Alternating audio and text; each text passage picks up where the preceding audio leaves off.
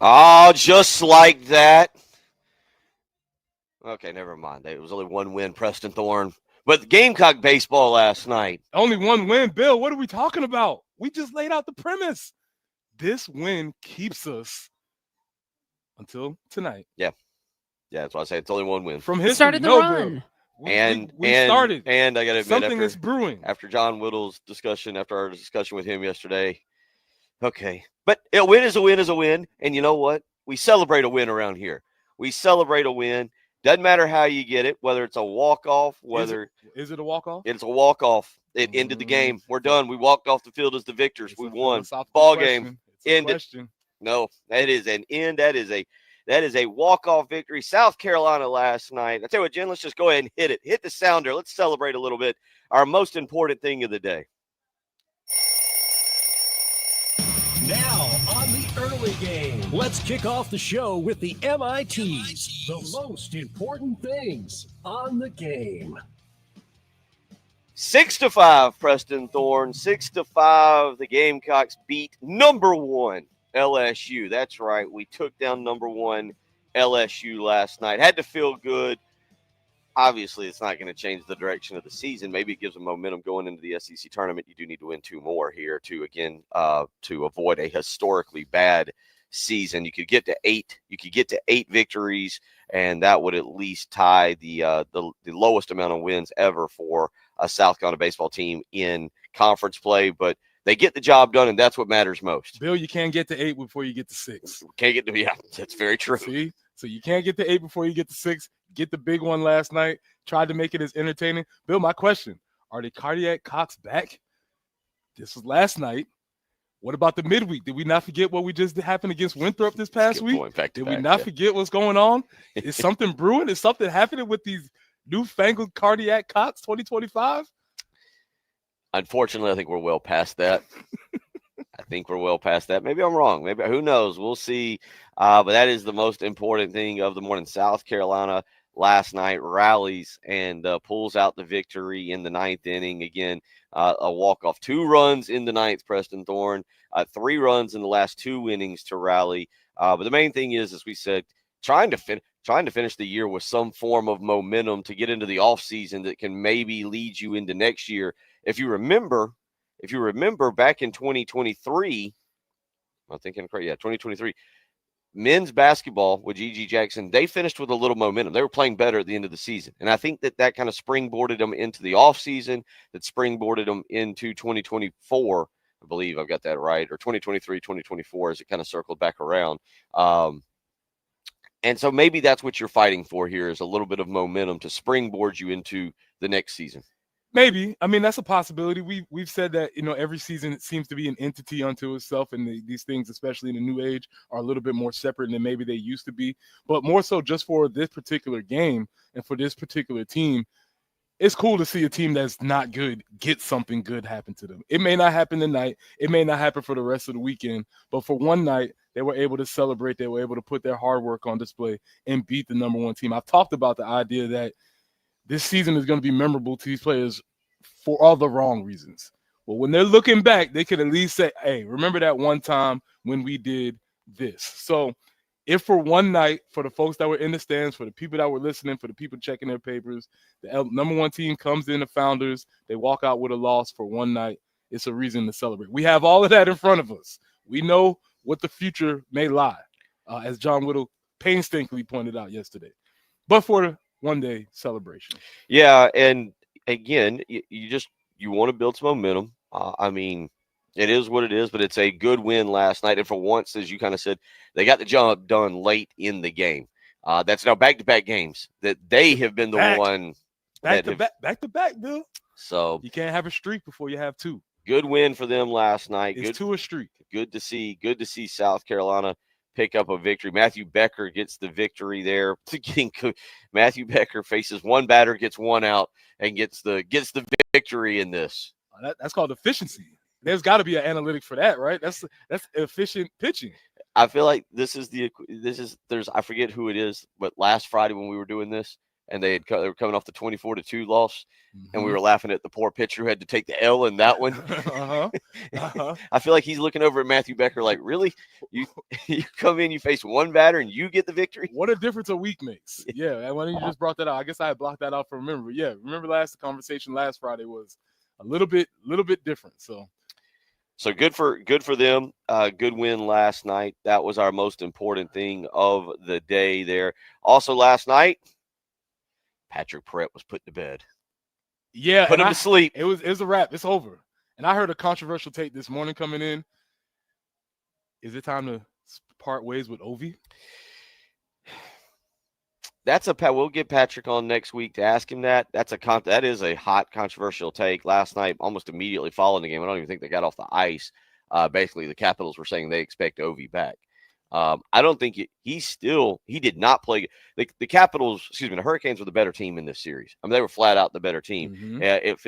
It feels to me, as I've been watching the NHL playoffs, three teams are starting to separate themselves a little bit in this thing. One of them got blitzed last night, so maybe that's the wrong way to do it. Winnipeg just stuck it to Dallas 4-0 to make that series 3-2. But it feels like the Edmonton, who was kind of the preseason favorite after their run last year, has finally started to live up to that. The Hurricanes are now starting to play like a really good team.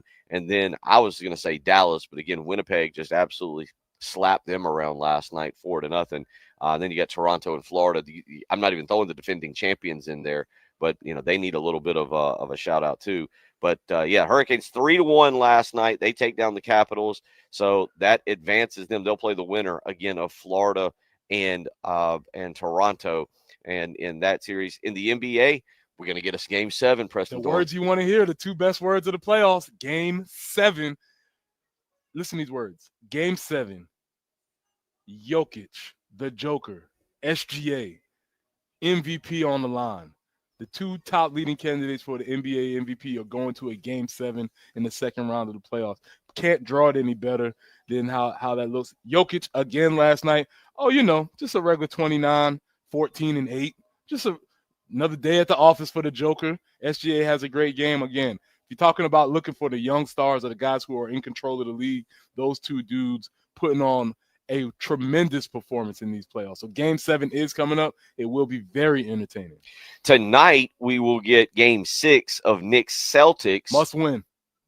I do kind of, I'm actually, if you're the Knicks, you can't go back to Boston. It'll be interesting to see if Richard, our early morning texter, MVP texter, he's been telling us, hey, this Boston team might be better without Tatum. And tonight, I'm with you. If you're the Knicks, you don't let this thing get to Game 7. So it's an elimination game for the Celtics, but a must win for the Knicks. They don't have any more. Correct. Cushion. I'm with you on that because the Celtics, maybe in that locker room, they do feel a little bit freer without Jason Tatum. They're like, oh, we love you. They've all signed the get well card. It's been sent off, but they're like, we're moving the ball better. I mean, Bill, when you look at this series, there's an argument to be made that this series should be 5-0 Celtics. Okay.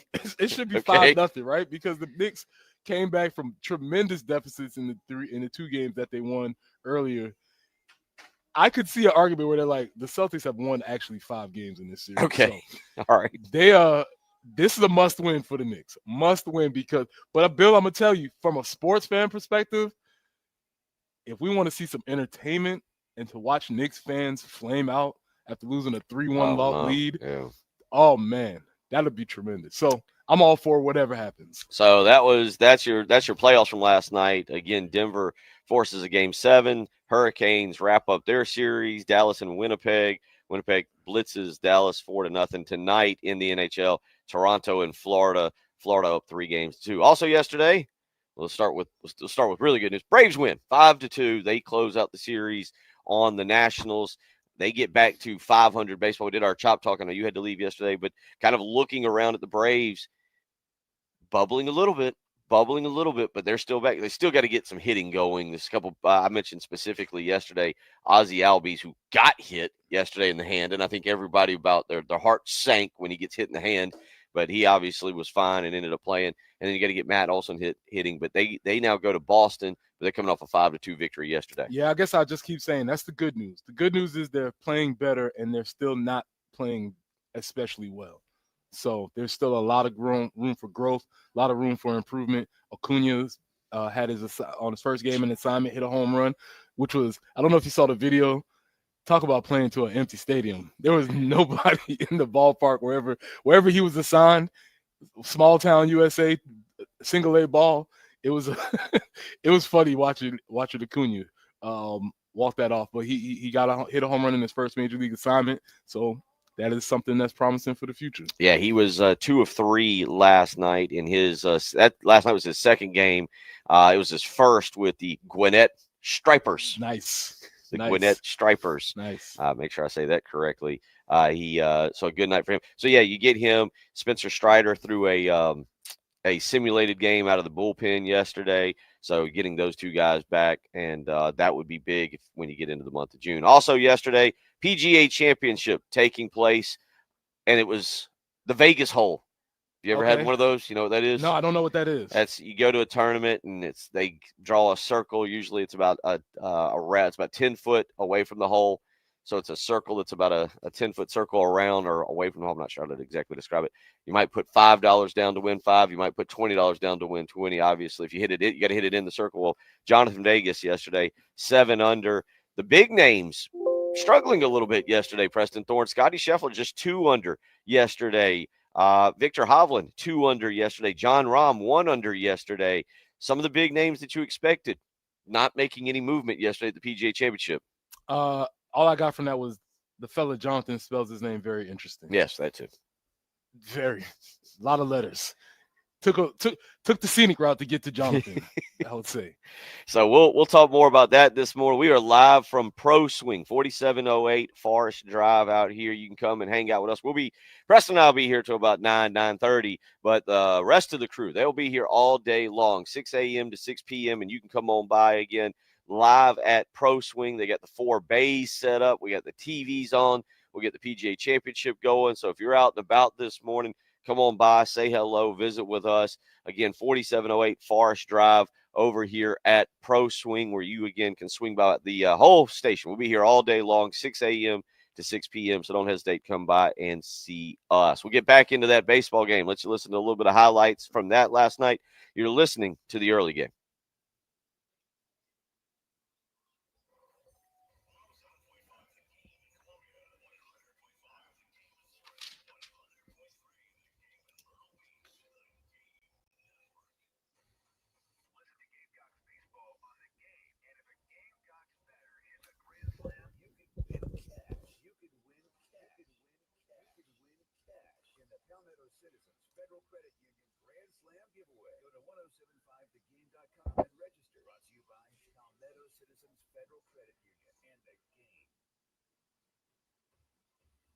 Broadcasting live from the Herndon Chevrolet studio. Herndon Chevrolet is your hometown dealer. Stop by today or shop online 24/7 at HerndonChevy.com. Bill Gunner for Love Chevrolet, I-26 in Harbison, between Lowe's and Frankie's Fun Park, where we might be exiting spring, but that doesn't mean that the deals out there aren't still blooming. You need to get out to Love Chevrolet and check out exclusive specials on Suburbans, Tahoes, Silverados, the entire lineup of award-winning Chevys on the lot right now. That's a big lot out there, 14 acres to be exact, that you can go and tour and find the car, truck, or SUV that you have been looking for. It's exactly why Love Chevrolet has been the trusted name, the hometown dealership since 1961 with the $1,000 low price guarantee, which means you can shop other dealerships and take their deal back to the folks at Love Chevrolet and they'll top it. They aren't going anywhere anytime soon. So go visit Love Chevrolet, I-26 in Harbison, between Lowe's and Frankie's Fun Park. Get out to Love Chevrolet today, and together, let's drive.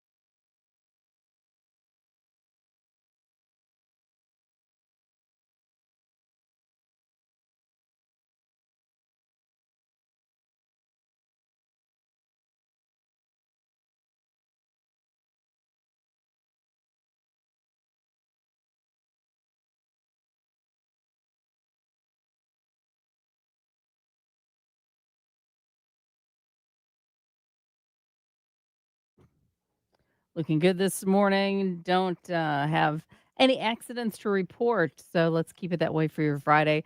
Partial clearing today. We're looking for a high of 93. The record for today is 94. So, not necessarily wanting to break that record, but it is supposed to be 93 today. 90 tomorrow, 88 on Sunday with a little bit of sunshine there, but a little bit warmer than it was yesterday morning. Currently 75 on the early game.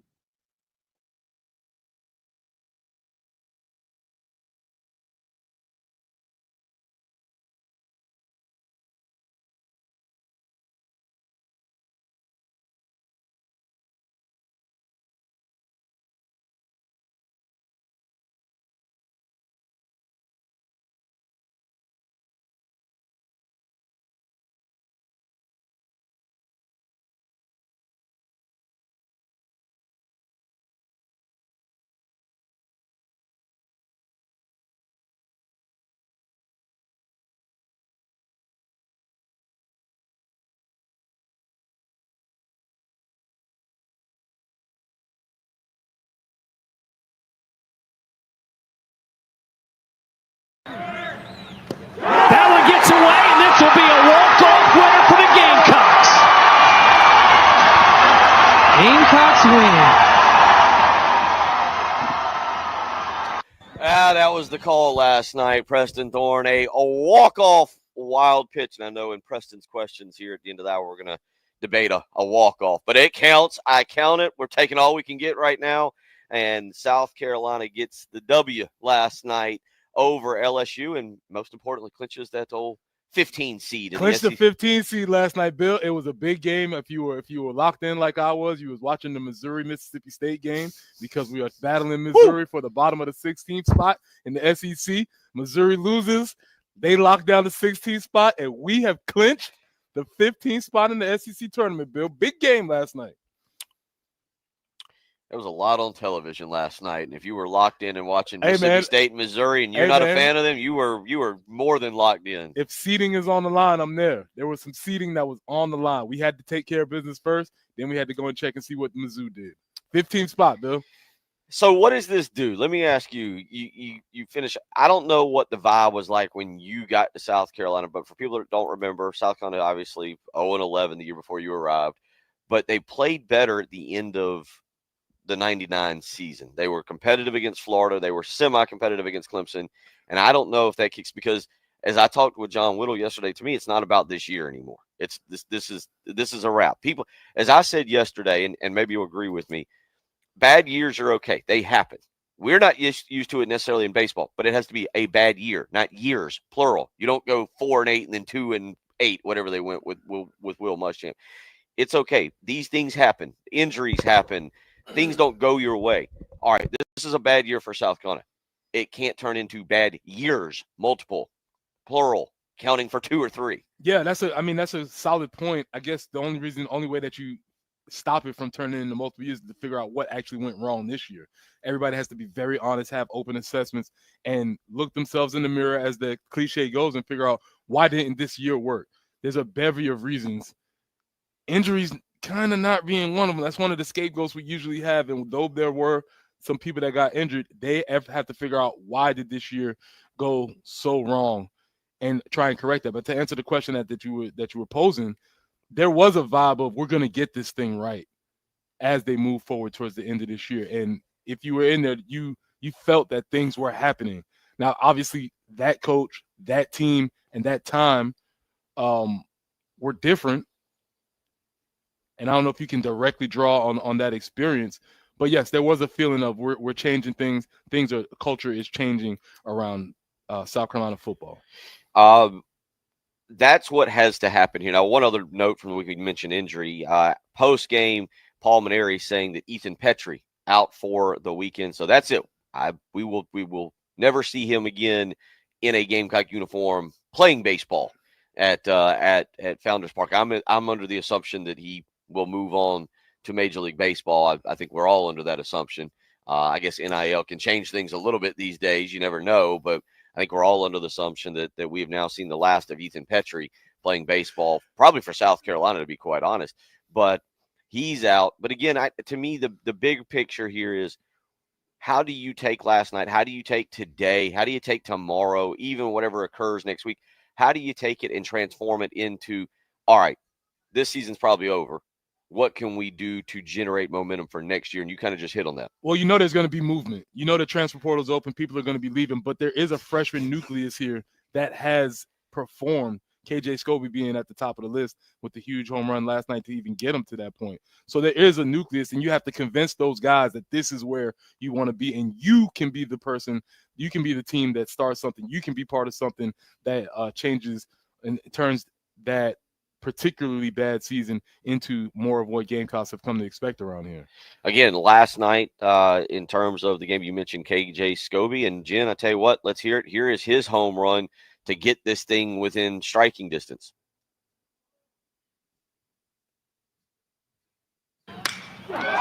This ball is blasted to left. Is it out of here? It is! KJ Scobie has tied it up at the bottom of the ninth.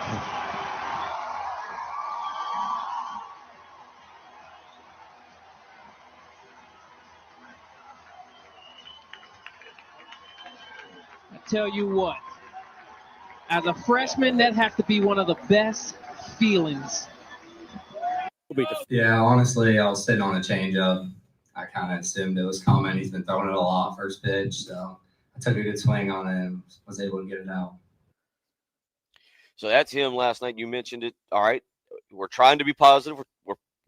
We're promoting that we're not going to finish 16th in the league. We clinched the 15th seed, Bill. Promoted that. And then, as you mentioned, you got KJ Scobie, who obviously you hope is back. Boy, you talk about a different era of sports where 20 years ago would have been like, hey, we can build around that guy. That's a solid player. Instead, we're like, all right, now you got to convince him to come back. You got to re-recruit him. Yeah, you should. And you should have to convince him. He's done enough to put himself in this position where he should have a lot of options, and he has the opportunity to probably do different things that he wants to. It's the coaching staff's jobs to convince him that he needs to be here, that he needs to be a part. And that's what they signed up for. They're not coaching 20 years ago, so they know what they're coaching, and they have to be able to get that done. Really quickly, I don't want to hear anything else from anybody, from admin or coaches, about fans not supporting. I don't know if you heard that outroar after he hit. There was not a lot of reasons why people should have gone to the game except for the fact that they wanted to go to a baseball game. Those people went, they stayed, and they cheered. So the idea of like, oh, no, we don't want to hear that. People in this town will support a team that continues to play, and that team did last night. 803-404-6100. Ernest asks, is it possible for South Carolina to make a regional as a 4 seed? No, they're going to have to win the SEC tournament if we're discussing any possibility of postseason baseball around here. Also, just reading the notes, Preston Thorne, I think you will be pleased with this. Now, we will get into this coming up at the end of the hour, but I'm going to set it up a little bit here. I think if you ask Paul Mainieri, how many walk-off wins do you think he says this year? I would say Paul's an old school guy. I think he might say 0.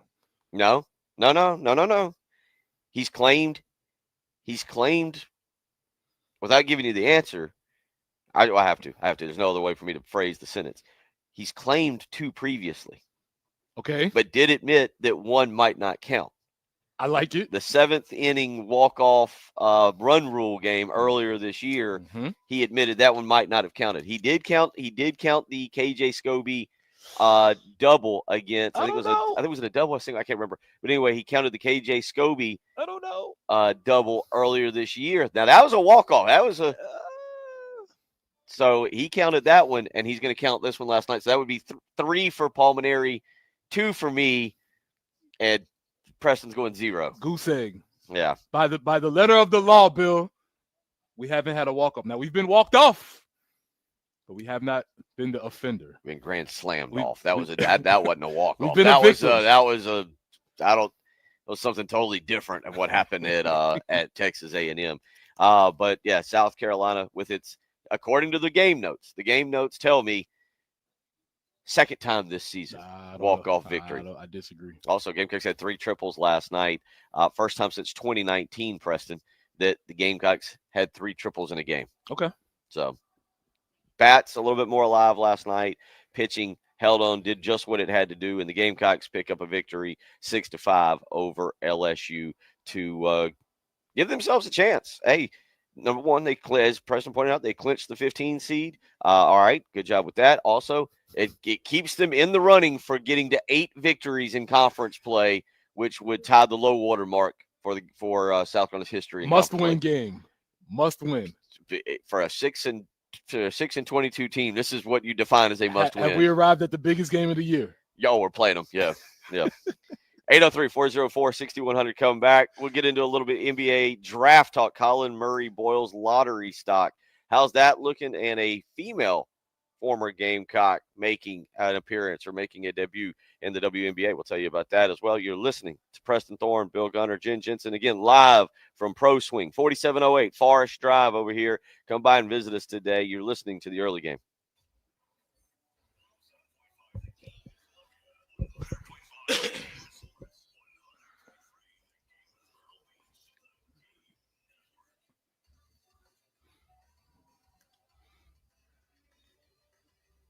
Everybody loves streaming till you have to pay for it. Just download the 1075 The Game app and stream us for free.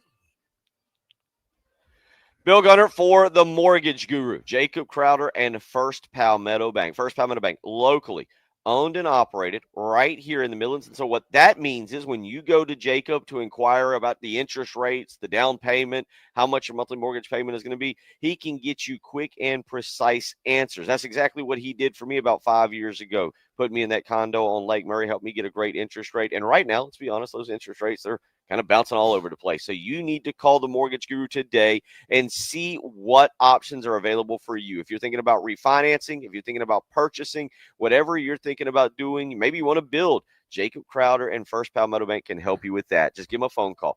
803-719-1005. Again, that's 803-719-1005. You can also email them, the letter J, Crowder, CROWDER, at firstpalmetto.com. Call the Mortgage Guru, Jacob Crowder, today, 803-719-1005.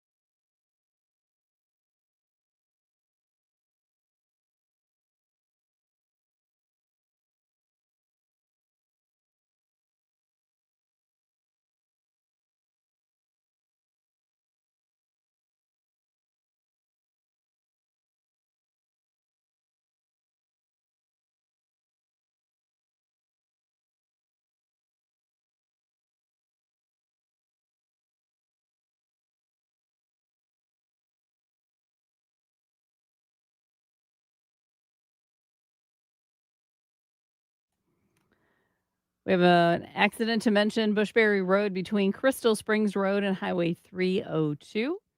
And that forecast looking pretty warm today. 93 for the high, 90 tomorrow, 88 for Sunday with some peaks of sunshine, but starting off a little warmer than we did yesterday for sure. It is already 75 on 107.5 The Game.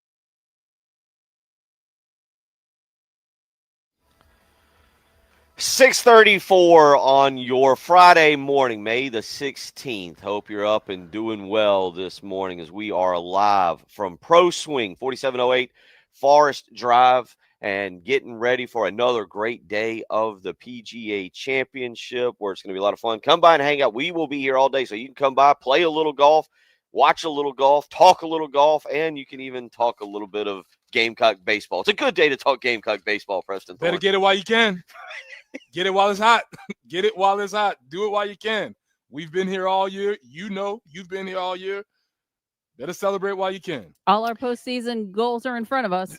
That's correct. Good call. Good. All our historical goals are still in front of us. Correct. Good job, Jen. 803-404-6100 if you want to weigh in.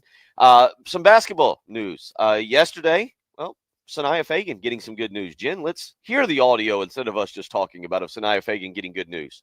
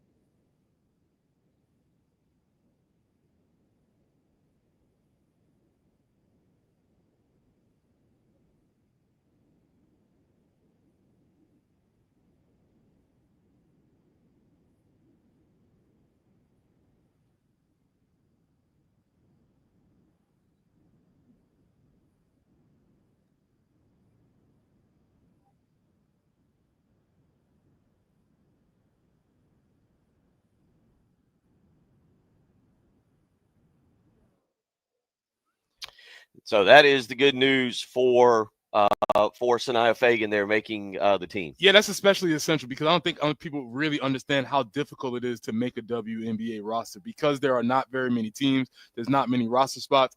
Getting drafted in the W does not even come close to you guaranteeing that you're making the team. So for her to make the team as a second-round pick based on her career that she had here is a really cool accomplishment. And by the way, for those that don't know, she made the LA Sparks. Right. None of that was actually, and I just thought about that. I was like, none of that was actually in the, granted, it's given that we're a radio show, you might not have known that, but she makes the LA Sparks. Now, on the flip side of that, we've got Colin Murray Boyles, who he's going to be on a team. He's going to get a nice contract, I believe, but I am really, really, really interested to see how really about the next month plays out for him in terms of draft stock. Well, I've been trying to read up on this. I was always surprised whenever people started throwing his name around as a lottery pick.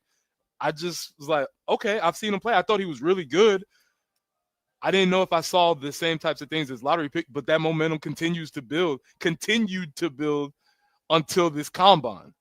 And it won't say that necessarily his draft stock is falling, but a couple of things happened at this combine. The old hype monster got him. Don't worry, Colin Murray Boyles, it got me too. I was 6'3" at one time. Now I'm not anymore. So Colin Murray was how tall in college? 6'8", and now he is 6'6.5". It happens. It happens. You know, there's different measurement sticks in everywhere else. So he lost a couple inches, which happens to a lot of people when they go pro. But maybe more importantly, there was a video floating around of CMB shooting the three. Yeah. It did not provide a lot of evidence to say that he has that in his bag. And that was a conversation that seems to have been happening around here, that he had the three ball, that he can shoot the three ball. We didn't see it on the court. And then when I saw that video from the combine, it made me second guess whether he had it at all. Yeah, it was not a good. I don't know. I'm going to be very interested to see what, like I said, what kind of occurs with him over the next 4 or 5 weeks, because 6'6.5". I know he's got a great wingspan. I know that he is a high basketball IQ guy, but I don't know what has occurred now with his draft stock as people watch him. He's going to have to come in and really kind of stand out in some of his other workouts in terms of what he can do. But the being 6'6.5" is going to be the biggest issue for him. And the fact that he's not really going to be a stretch four, Preston. I mean, that's kind of what you have to be. My question would be, that's about a Draymond Green. That is exactly the comparison that obviously Draymond on the court without the shenanigans. Hopefully, yeah. There's nothing in Collins' past that suggests that he would be that. But that seems to be why he was drawing so much value and attention, because of his high basketball IQ, the things that he can do on the court, his ability to run the offense, run through the offense. Those are things that he seems to be getting all the attention for. For those wondering, there is a door open for him coming back. He's got time to withdraw his name. Now, the question is, what hurts him more, his lack of shooting ability, which I think we now understand, okay, this is why you didn't shoot much. Video wasn't great. Or because you can't come back and grow. I mean, how old is he? He's not a check your birth certificate guy. I don't know that. I don't know if he's 21 yet or not. The way that's not something you want to bet on, but it can happen as long as he's not 25. There might be some space in there for him, but that's not something you want to bet on. No, it's again, his official measurements was 6'6.5", 239 pounds at the combine. Where he gets some leeway here is he's got a 7-foot wingspan and an 8. I don't know what this wingspan and an 8-foot 10-inch standing reach. So I think that's going straight up. That means you need Colin at your house to get something off the top shelf. Means he's good at Lowe's or Home Depot. Yeah, that's the only thing. You just take these dudes to a store and say, "Can you get that for me off the top shelf?" And if he can get it, then you draft him. Yeah, again, what kind of occurs with him and his draft stock is going to be very, very interesting. The Bulls have talked to him, the Trailblazers. We'll see what he says. Colin Murray-Boyles did say at the draft he believes he's one of the best defensive players in the draft, and that's honestly what he's trying to sell himself on. And that's what I had kind of heard earlier in the year before he measured in at 6'6", is that a team needing and I don't want to devalue him, because what I'm going to say, I don't know how to say it. I don't know how to say it exactly correct, but they need a cheaper plug and play kind of guy. And you get a guy, I mean, look, you're still going to get first round money, but it's not the same as going out and having to pick up a free agent that's maybe in his latter years. You're going to get someone who's a little bit cheaper, maybe if you draft him outside of the lottery, who can step in and provide you quality 10 to 16 minutes a night. He's a great value pick. Right. He's a great value pick because of all the things that you mentioned. And then even though he has the on-court comparison to Draymond, you don't have to worry about that stuff. You feel like based on everything that we know about him, he's going to come in, he's going to be a pro, he's going to accept his role, and he's going to do his job. Because I would like to remind everybody, Colin Murray-Boyles played on a very bad team this year, and at no point did we ever say that he was not playing hard, that he didn't try and go out there and execute. And I think the scouts see a lot of value in that. That is a show of character for him to have played the way he did this year on a team that was absolutely not good. 803-404-6100. Jason reminding us, and we're going to get to it. Softball regionals start today. We'll talk about that coming up. Ashley Chastain Woodard and that group starting to make their run. I have to ask you, is the expectation College World Series for them? We'll get to it. We'll get to it. And Robin weighs in this morning.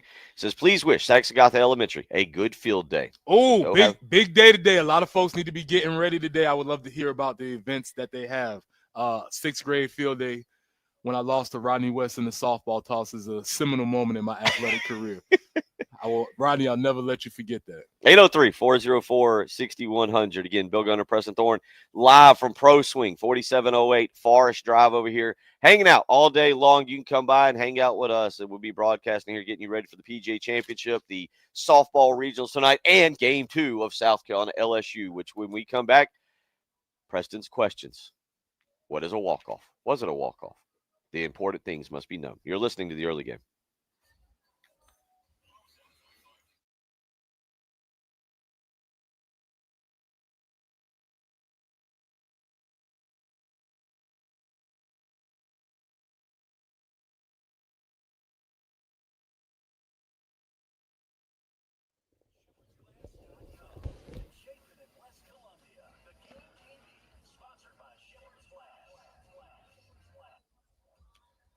Preston here for our friends at Absolute Glass, the premier glass company of the Midlands, offering auto, home, and business glass repair.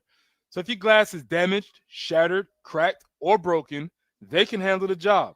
If it's a cracked windshield, that's no problem. They'll come out to your location and replace it for you, usually for free, and they work directly with the insurance to take away the headache. That's right. They'll come out to wherever you are, school, home, work, field day. It don't matter. Absolute Glass will come out and take care of the job for you. Now, if you're at home looking to increase the value of your home, you can do that with new windows and mirrors. And Absolute Glass will take care of that for you.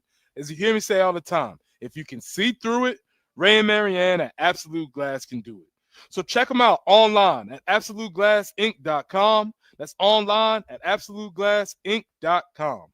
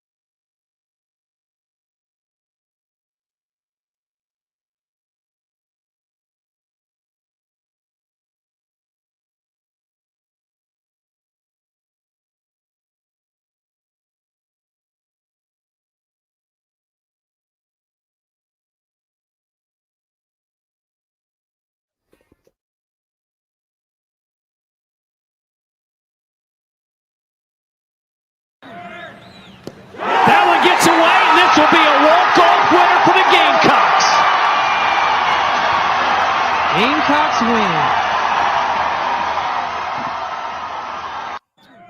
That was the call last night. The walk-off victory, Preston Thorne. Come on, they've only had 3 of these. This is the third one. If you have 3, you have 0. Yes, we can call it a win at the end of the game. Yes, we can call it a game ender. Much like you did not like, Bill, you did not like the buzzing beater shot from LeBron James earlier this year. You had issue with that. The buzzer tip him. You see, it was the buzzer beater, right? You didn't like that. Actually, I think I liked buzzer beater. Mm-hmm. It was game-winning shot. It was a game, but you didn't like it. And it's the same thing with the walk-off. This idea, this concept of walk-off has proliferated through baseball, and we use it for everything when it was not the intended use. So we're going to go through a little history lesson, Bill, here. Okay.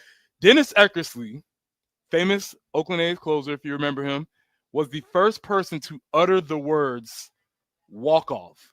And he states that a walk-off is a home run where the pitcher has to walk off the mound.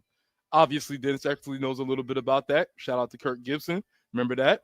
So he knows a little bit about that. The term was first used in the New York Times in 1999. And then in 2007, Bill, 8 years later, is the first time that we've seen it start to be used for all of these other purposes. From the time it was started, and only in 2007 was the time when people started using it for all of these other things, like a walk-off wild pitch, a walk-off ground rule double like we had, a walk-off run rule that we had. Those aren't things. A walk-off is a home run where the pitcher has to leave the mound. I rest my case. Also, by the way, you know the career leader in walk-off home runs? My guy, Jim Thome. Really? Cleveland Indians. Second place, some girl named Baby Ruth. You ever heard of her? Baby Ruth? You ever heard of her? That's a quote. Anybody know that movie? Some girl named Baby Ruth. She has 12. Jim Thome has 13 with career walk-offs. But that is a walk-off when a pitcher has to walk off the mound because of a home run. Didn't the pitcher walk off last night? Am I wrong on that? Did the pitcher stay on the mound last night after the game? Is the pitcher still on the mound? But it was not a home run. Was that his punishment for it being a wild pitch? Actually, it might be the worst of all walk-offs because it was 100% his fault that the team had to walk off. Yeah, I was going to say.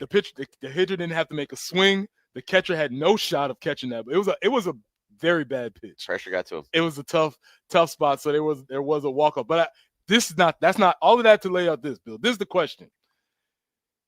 What was worse this year? Auburn's squeeze walk-off or Texas A&M's grand slam walk-off? What was the worst way to quote-unquote walk it off? Well, Auburn's squeeze play or Texas A&M's grand slam? Both very unique. Wait, what? Ooh. Well, the grand slam is at least you're like, all right, the dude made a play, right? Yeah, I mean, the dude had a hit. That's right. Let's go to the phone lines real quick. Mike wants to weigh in on this. Mike, how you doing this morning? What's on your mind? Good. Hey, so I hear your discussion about walk-off, and Preston, I have to disagree with you. Last night, I was at the game. That was definitely a walk-off. Unless the pitcher is still standing on that mound, he had to walk off last night. So, I mean, it's still a walk-off. Well, I mean, I know you'd probably rather be a home run or hit, but I mean, he's still walking off. I mean, unless he's parking there for the next 24 hours of the game tonight, it's a walk-off, y'all. I mean, it is what it is. I mean, I can get where you're saying like these run rule things. Maybe you don't want to call them walk-offs. They're kind of, I maybe call it a forced walk-off, or something. I don't know, or something like that. Maybe that's a new term we can start having. I don't know. But anyway, that's all I wanted to say, and thank y'all. Appreciate it, Mike. So, Mike, under Mike's conversation, it is a walk-off. Bill, what you got? Anybody else say that it is? I say it's a walk-off. Now, what you can't say, so this goes back to the LeBron thing. You can't say it's a game-winning hit or anything. Like it's a walk-off. It's a walked-off. LSU had to walk off. The pitcher had to. Again, I'm with Mike on that. I believe the pitcher is off the mound at this point, not waiting. I don't think LSU said no. You stay on the dirt. You stay on the mound until we come back tomorrow. But no, the definition of walk-off, I believe he accomplish that? No, according to the definition by the person who created the definition, he did not do it. We've changed the definition. All right, give me the definition The again. definition by Dennis Eckersley, the creator of the word walk-off, is that the pitcher has to leave the mound after a home run. So we'll have to come back to this. We're out of time because I could poke some holes in this. 803-404-6100 if you want to weigh in this morning. We'll continue to roll along live from Pro Swing, 4708 Forest Drive. It is the early game.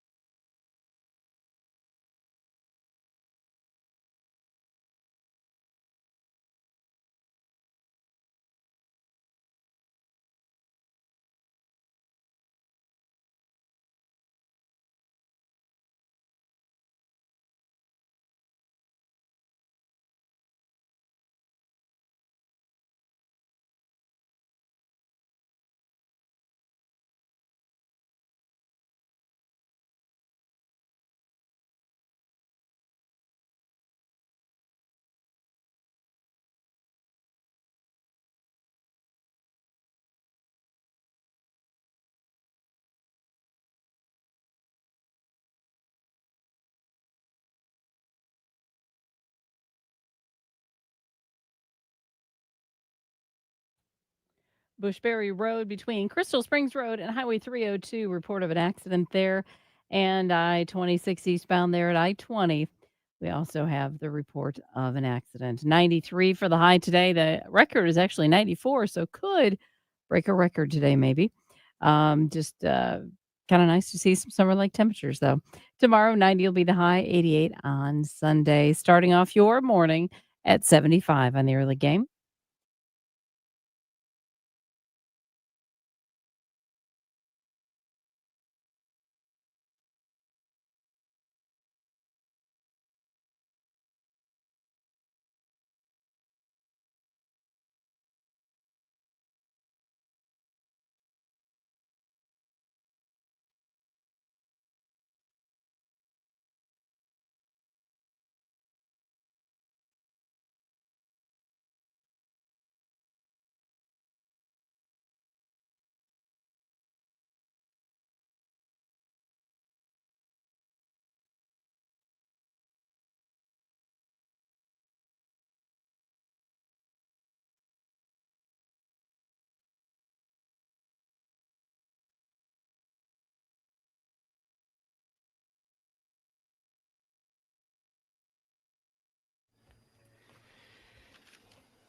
7 a.m. Bill Gunner, Preston Thorne here on your Friday morning. Jen Jensen back in studio. We are live from Pro Swing, 4708 Forest Drive, where we are located. And you can come and hang out with us all day long. Just come on by, watch a little PGA Championship golf. Maybe check out one of the 4 bays they have here where you can play yourself around. I believe you can play Quail Hollow. You can pretend like you're in the PGA Championship and see how you match up here. Great environment. You can come and have some beverages if you like. It's a great place to be, especially on a major weekend like the PGA Championship. So come on by and hang out. We'll again be here all day long. Preston, the virtual golf game growing, I think, substantially. This is a great place. You come in here. You don't have to run into snakes or walk through the weeds. If you hit a bad shot, you just tee it up again and go from there. Yeah, and you can always say, well, yeah, game's cheating. Right? You can always say, if I hit it for real, it would have went here. That's what I would always like to do in a simulation type of deal. So you don't have the hard reality of seeing your ball go in the woods. You're like, that didn't really happen. Yeah, you blame the screen, blame the technology. I'm totally with you. But it's a great place to be. Encourage you to come on by. Pro Swing, 4708 Forest Drive here, as we will, again, our Preston and I'll be here till about 9:30, and then the rest of the shows will be here. Terry Ford, Elijah Campbell, old Jay Phillips will be here. So come on by all the way up till 6 p.m. today and check out the great environment here at Pro Swing. Last night, South Carolina baseball. Well, Jeff says, I would say it's a walk-off. I think a run rule walk-off needs to be called an administrative walk-off. I like that. Okay. Now we're cooking. Another texter says, what if the team hits a walk-off home run, but the play goes under review, fair or foul, and the pitcher stays on the mound? See, this is how we have to advance things for technology, man. This is a good point. If it is ruled fair, then it's a walk-off. If it's ruled foul, it's not a walk-off. There you go. All right. So we've got some, but the Gamecocks win 6-5 last night as they rally in the 9th inning, score 2 runs in the 9th, Preston. And they're just, frankly, if we're being dead honest, there haven't been good moments for South Carolina baseball this year. Not many. You might have been onto it much earlier than everybody else when you kind of, after the Morehead State, I think it was the Sunday game, if I remember correctly, and they won 1-0, and you were kind of like, hey, was that supposed to happen? Sometimes you just got to put your finger up there and they'll say, everything all right here? Because they won a 1-0 game against Morehead State, and then they won a game where it was like 11-10 or something like that. And I was like, I don't know how we should feel about this. And I think it sort of went downhill soon after that. So the Gamecocks now 28-26, 6-22, 6-22 in conference play. We mentioned it, according to John Whittle, 8 is the low water mark for South Carolina in terms of conference wins. So they're still in the game. Biggest game of the year is tonight, Bill. In order for them to avoid history, I've told this yesterday. If you weren't listening yesterday, that's fine, but you're here today now. There's a big difference between being a bad team and being the worst team. And they are on track. They are fighting for their lives, staying out of the basement from being the worst team. So they won last night to keep them there. Very tall task ahead of them. But I'm telling you, people don't remember bad teams. People very much remember the worst team. Listen. The 99 football team was 1-10. We don't talk about them. 98 team. Yeah, 98 team, 1-10. Nobody says nothing about those guys. They were terrible. But 0-11, everybody remembers that because they were the worst. Yeah, you're right. That 1-10 team, they were terrible. They arguably were worse than the 0-11 team. I do agree with you on that because I was at a lot of those games. That was my junior and senior year in high school, and I was at a lot of those games. They beat Ball State. That 1-10 team was atrocious. Yes, yeah. Good word. I unfortunately will forever have the memory seared in my mind of standing with my was the Vanderbilt game? Let's see, Vanderbilt in 2000. Was that at Vanderbilt? Do you remember? I don't remember. I think so. I'm trying to remember. Okay, because I'm trying to remember what year it was. I was standing in the cold with my father, thinking South Carolina was going to win, and we did not. Yeah. It was a late November, a night game, by the way. Nobody talks about 1-10. Everybody remembers 0-11. So South Carolina fighting, scratching, clawing. Biggest game of the year. You cannot be the worst. You can be bad, as it has been this year, but if you're the worst, we remember that. And also, for the record, last night, Paul Maneri stating that Ethan Petrie is now out for the weekend with his injury. He did come back and play a little bit on Tuesday night, but he is out. I saw John Whittle reporting that. So we'll continue to see tonight. 6:45 pregame, 7 o'clock first pitch. We'll have it for you right here on 107.5 The Game. Big game. Big game. Big game. Also last night, playoffs. That's right. Lots of playoffs. NHL, the Carolina Hurricanes finish off Patrick Peret's Washington Capitals, and I feel good about my newfound fandom. A little bit of a belly flop onto the bandwagon, but that's okay. That's all right. I mean, I was there. I've been there, but I officially adopted the Hurricanes earlier in the month of April. Yeah, I don't know a lot about hockey, but what I do know is that Ovi is the best goal scorer. Ovi makes a lot of money. Ovi is old. The Washington Capitals are going to they're in a conundrum here. Yeah. That's going to be a tough spot. There's some decisions, very tough decisions that are going to need to be made for that franchise. I'm looking forward to seeing I would love to hear how Patrick feels about that. We'll catch up with him next week and get his take on that. They do that. Dallas last night gets thumped by Winnipeg 4-0. In the NBA, we're going to get a Game 7. It's going to be a great time too. Sunday's going to be a great. If you just like Game 7s, you're going to love that one. Really, Oklahoma City and Denver, because of the typical time they play, especially for you and I, the late night, it really haven't gotten into it, but it features some of the brightest young stars in the NBA, and they're going to play a 3:30 Game 7 on Sunday. So you're going to have the PGA Championship going on to go along with a Game 7 that's always fun to watch. Yeah, the presumable two top candidates for MVP, the Joker and SGA, Nikola Jokic and Shai Gilgeous-Alexander. These two dudes play a brand of basketball which is very unique, very distinct styles of basketball, and it's really fun to watch both of them and watch these teams play. So, and it's a Game 7 on the line, so it's going to be really fun. Yeah, Game 7. Look forward to that tonight. It's a must-win. And I'm with Preston on this. Declared a must-win for the Knicks. You do not go to Game 7 with the Celtics, who would have all the momentum. The game would be back in Boston. You do not get to a Game 7 with the Celtics. Yes, I understand that it's 3-2 Knicks, but this is a must-win for the Knicks. Well, and you pointed out, conceivably, this thing could be well over. All I'm saying is this series is actually 5-0 because Boston has beaten the Knicks every single game. The Knicks have come back, fought valiantly. Very, very fun to watch Knick fandom flame out. Also, this afternoon, over at Beckham Field, we've got softball. Ashley Chastain Woodard's ball club gets going. They're set to go roughly about 5:30. At 3 o'clock, you'll have Virginia and our new hated rival, North Florida, is in town. South Carolina and Elon will take to the Diamond at about 5:30 or after that game. And when you have a season like this, that they have had, now it feels like there's a little bit of pressure on because you've had a special season. You did it with a lot of transfers. I'm not saying they can't do it again. I'm not saying that the window's closed, but you kind of want to capitalize and get to a super regional when now you're hosting for the first time since I believe it was 2017. Yeah, I've talked about this. It's fun to be part of a team that's on the rise. We're still on the rise here.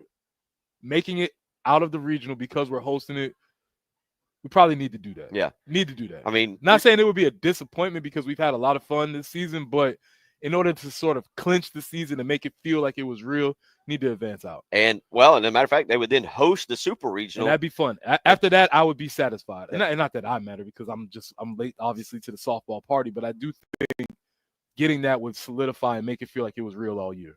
So, again, that'll be roughly 5:30 today for South Carolina and Elon. And finally, of course, the PGA Championship, and they are set to get back underway. Now, yesterday you had a lot of the big name groups going out early. That'll be flipped today. They'll be going out later in the afternoon, later on today. But as the clock turns to about 7:09 now, they are now starting to tee off up at Quail Hollow up in Charlotte. And it's Jonathan Vegas, 7 under. He's followed by Cam Davis and Ryan Gerard at 5 under. And then you got a big group at 4 under. But the storyline to me was yesterday, the big names that we saw just all over the leaderboard at the Masters. The big names struggling yesterday. Bryson DeChambeau, one of the guys. I would have picked. Somebody asked me yesterday after you left, who would have I taken? And I couldn't really narrow it down. I kept going back and forth between Scheffler, McIlroy, and DeChambeau. That was really kind of my 3. Well, none of them performed particularly great yesterday. Scotty Scheffler the best at 2 under. I'm going to ask you some questions later when we specifically talk about this, but all I just keep reading about people hating on the course. Like, there's not a lot of fanfare for Quail Hollow. For Quail Hollow as a course. I'm just reading up, and it just feels like people are like, eh. There is something about it. I don't know if it's because it's a newer course, whereas like you're going to go to Oakmont, which has been around. All the all the British Open courses have been around for a long time. The Masters, of course, has been played forever. So there, I think maybe somebody else can weigh in on that, because I agree with that sentiment, but I don't know why I agree with that sentiment. If that makes any sense, I'm not sure. Maybe it's because it's a course that also Pebble Beach does. I don't know. I can't put it into words, but I agree with that sentiment. The description I read was it's the Kim Kardashian of golf courses. And they were just saying how it's very shiny and very pretty, but there's not much to it. Yeah. There could be. I'd be interested to hear if others agree with that opinion, because I do agree with that, but I don't know why I agree with that. So 803-404-6100, again, live from Pro Swing, 4708 Forest Drive this morning out here in Forest Acres. You can come by and say hello. When we come back, we'll get to Chris Deering. There's been some basketball movement. A former Gamecock legend coming to the Midlands to coach a high school basketball team. My alma mater, Lexington, got a new coach. We'll discuss all of this with Chris Deering when we come back. You're listening to The Early Game.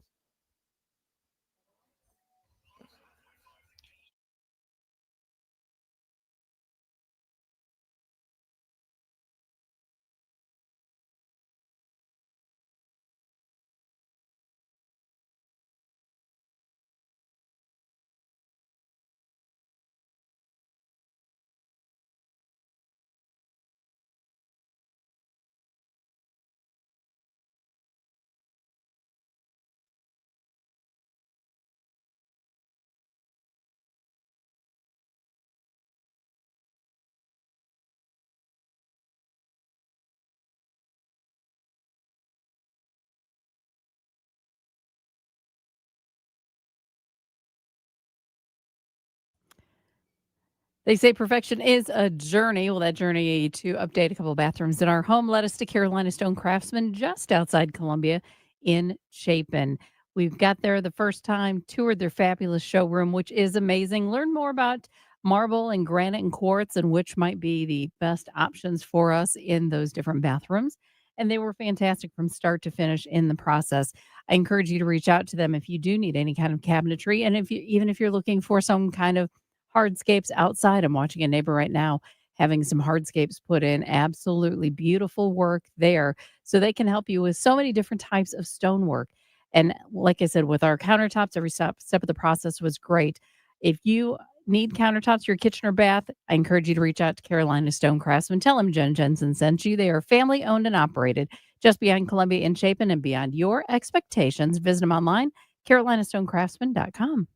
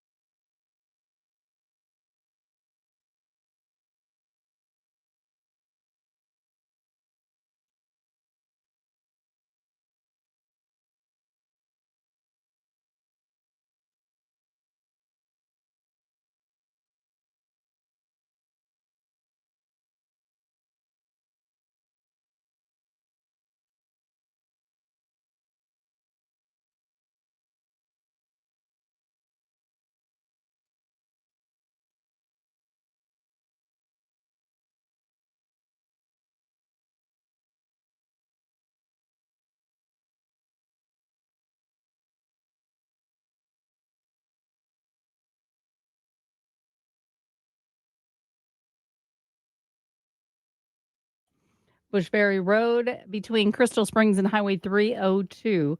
Still working that earlier tie-up, as well as the one in Malfunction Junction there, I-26 eastbound at I-20. Near record-breaking temperatures possible today, 93 for the high. The record is 94. 90 tomorrow, 88 for your Sunday. So getting a taste of some summer-like temperatures. Currently 75 on 107.5 The Game.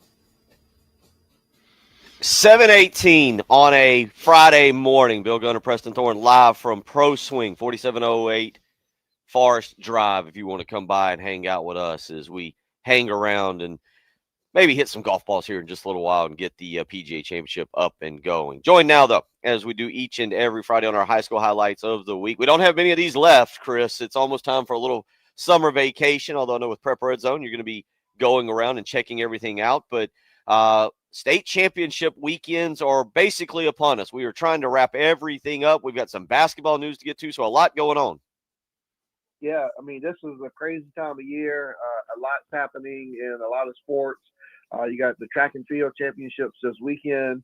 The 5A Division II last night, they actually crowned their state champions. Fort Mill girls won the 5A Division II, and the West Florence boys. But got to give a shout out to Westwood's Jaden Wilson this morning.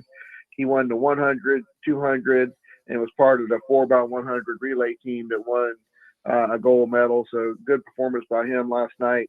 Got state championships in, like I say, in track and field today and tomorrow over at between Spring Valley and Richmond Northeast. So that's what you're crowning for state championships this weekend. But you still got soccer, baseball, softball. Still lots to be determined here before we close out the school year. Let's start with baseball. How is it looking here with Midlands? I know we got several Midlands teams still competing for baseball state championship. Yeah, the rain has sort of created some havoc this past week with the way things are, and you look at it right now, and 5A Division I Upper State.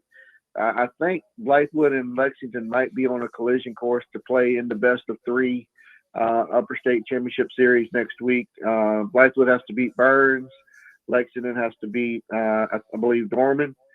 So it's going to be a good. If we can get Lexington and Blythewood, that'll be a really electric series. They played the last week of the regular season.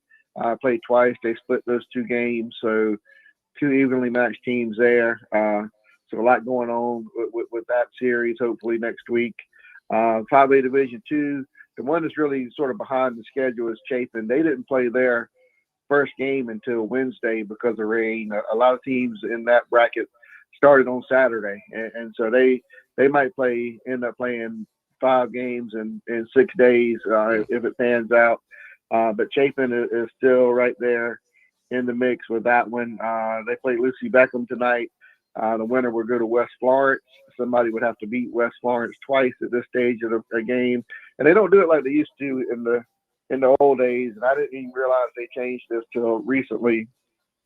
It used to be if you get to that championship game in the district, if the team with already lost one, you turn around and play the second game as a doubleheader. But now they play the next day, so I don't know who that gives an advantage to, but it's a little different setup than we used to having. So it's Chapin and Lucy Beckham tonight, and actually the winner goes to West Florence. In 4A, Camden leads Seneca in the best of 3, 1-0. They won 4-2 in 9 innings last night, so big win for Camden. And I think that's it for Midlands teams in baseball. Bill. Oh no, I'll take it back. What am I thinking? Airport and Gilbert, two local teams right here in the Midlands. Airport won game one of their best of three last night, 10-1. So they hold advantage in that series. And then I think on the other side of that bracket is South Lawrence and Beaufort. And then in 2A, Batesburg, Leesville, and Strong Thurman are in the winners bracket of that division. And then mention Skeezer real quick.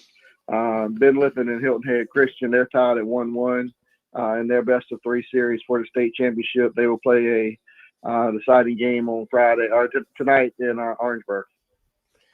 Chris, really quickly, and if you don't have an answer, that's fine. But how does the weather affect the innings pitched or the pitch count total? So that obviously being from Somerville, that was the issue last year.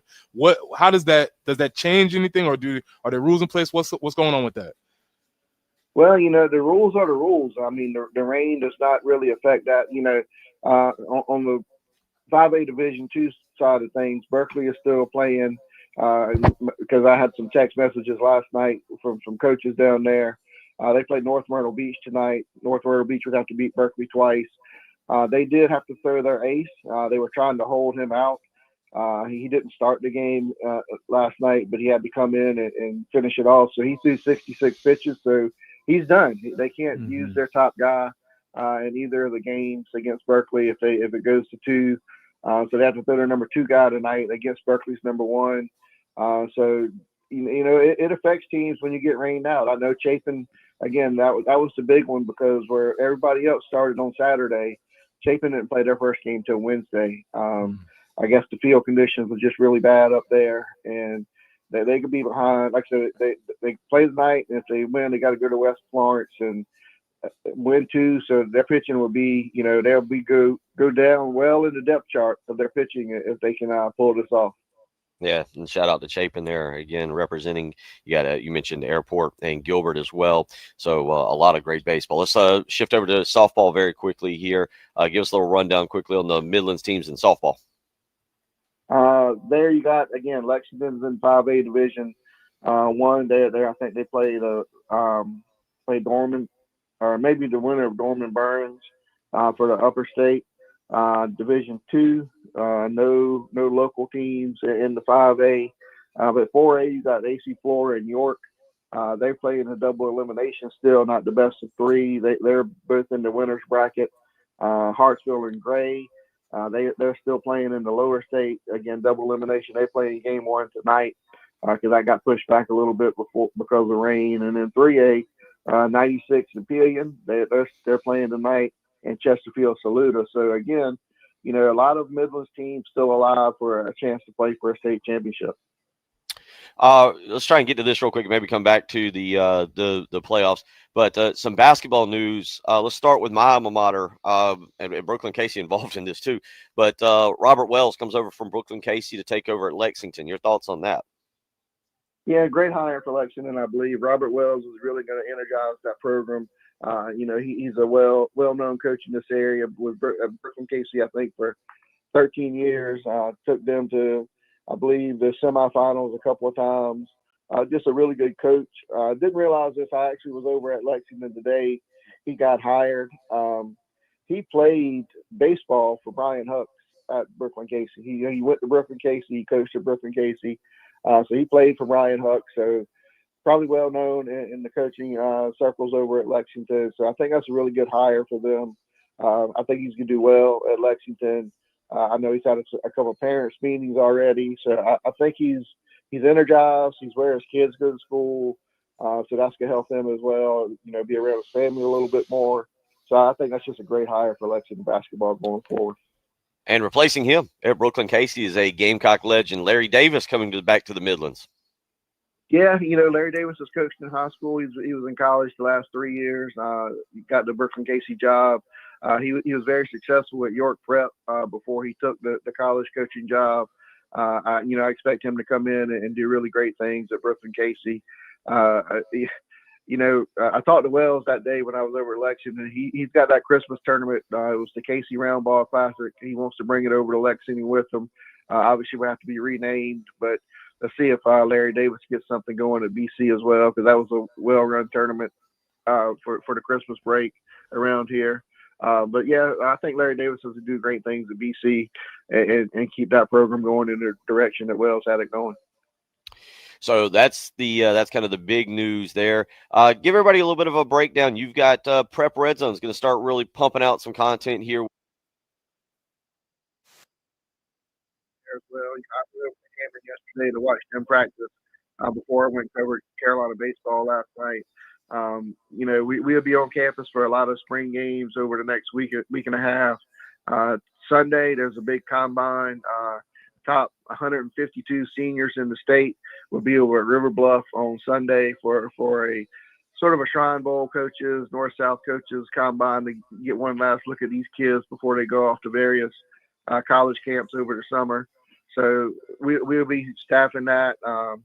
We got our MVP series starting. We'll pick MVP for every single public school team in the state going over the next month. So a lot going on at Prep Red Zone. We're football all the time, and it's getting ready to be so busy. I don't know which way I'm going to be able to look up.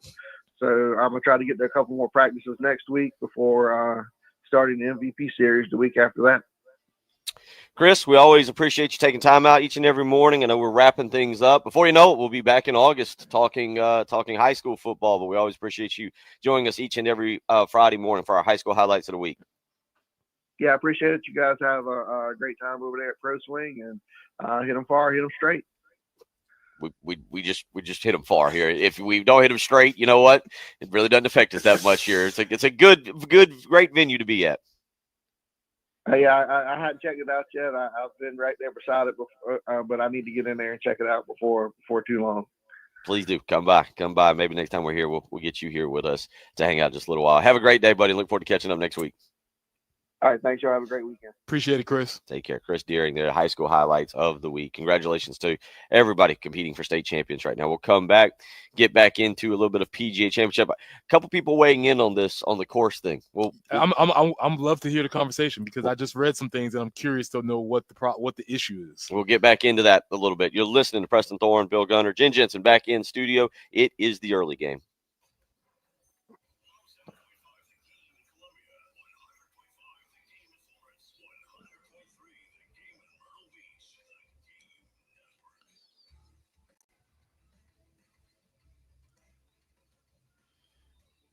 Everybody loves streaming till you have to pay for it. Just download the 107.5 The Game app and stream us for free. Bill Gunner for Mid-State Roofing, where for nearly 30 years, Mid-State Roofing has been the leader in the roofing and waterproofing industry. And it's that history, that 30 years, that is your assurance that their professionals will provide proper advice, service, and results to the needs of your facility and do it in a manner both safe and pleasing to you and your operation. 24 hours a day, 7 days a week, they're ready to help you with a maintenance contract. You just got to give them a phone call. You'll speak with an on-call technician or a Mid-State Roofing staff member during hours. That phone number, 803-356-1919. Again, it's 803-356-1919. At Mid-State Roofing, they're ready to help you with your home or with your business, and they want it to stay dry and running long into the future. And the way they do that is by designing and installing a bonded system with a protective guarantee. So give them a phone call, 803-356-1919. You know what they say. If you've got a leak, let Mid-State Roofing take a peek.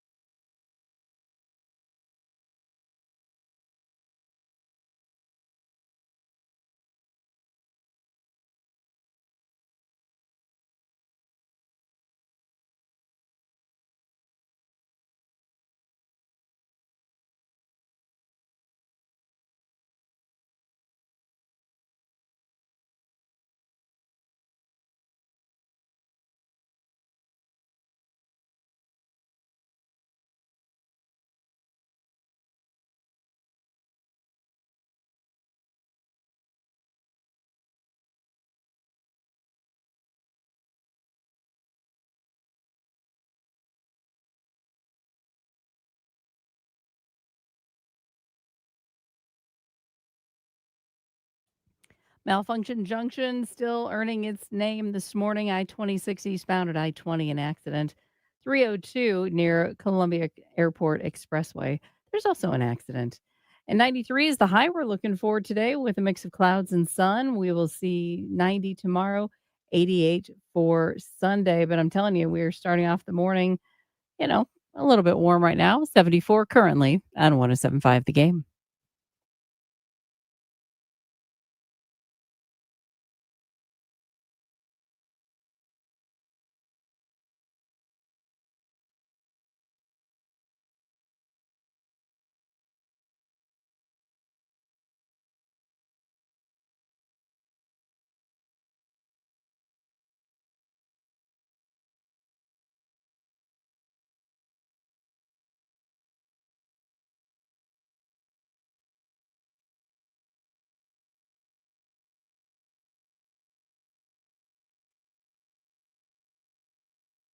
Chris Deering for joining us in the previous segment, a little high school highlights of the week. Again, there's so many teams competing there to get the state championships, and we'll talk more about that next week and kind of where we stand next weekend going into Memorial Day weekend, Preston Thorne, which, as I learned on Tuesday, you and Patrick Pratt very fired up.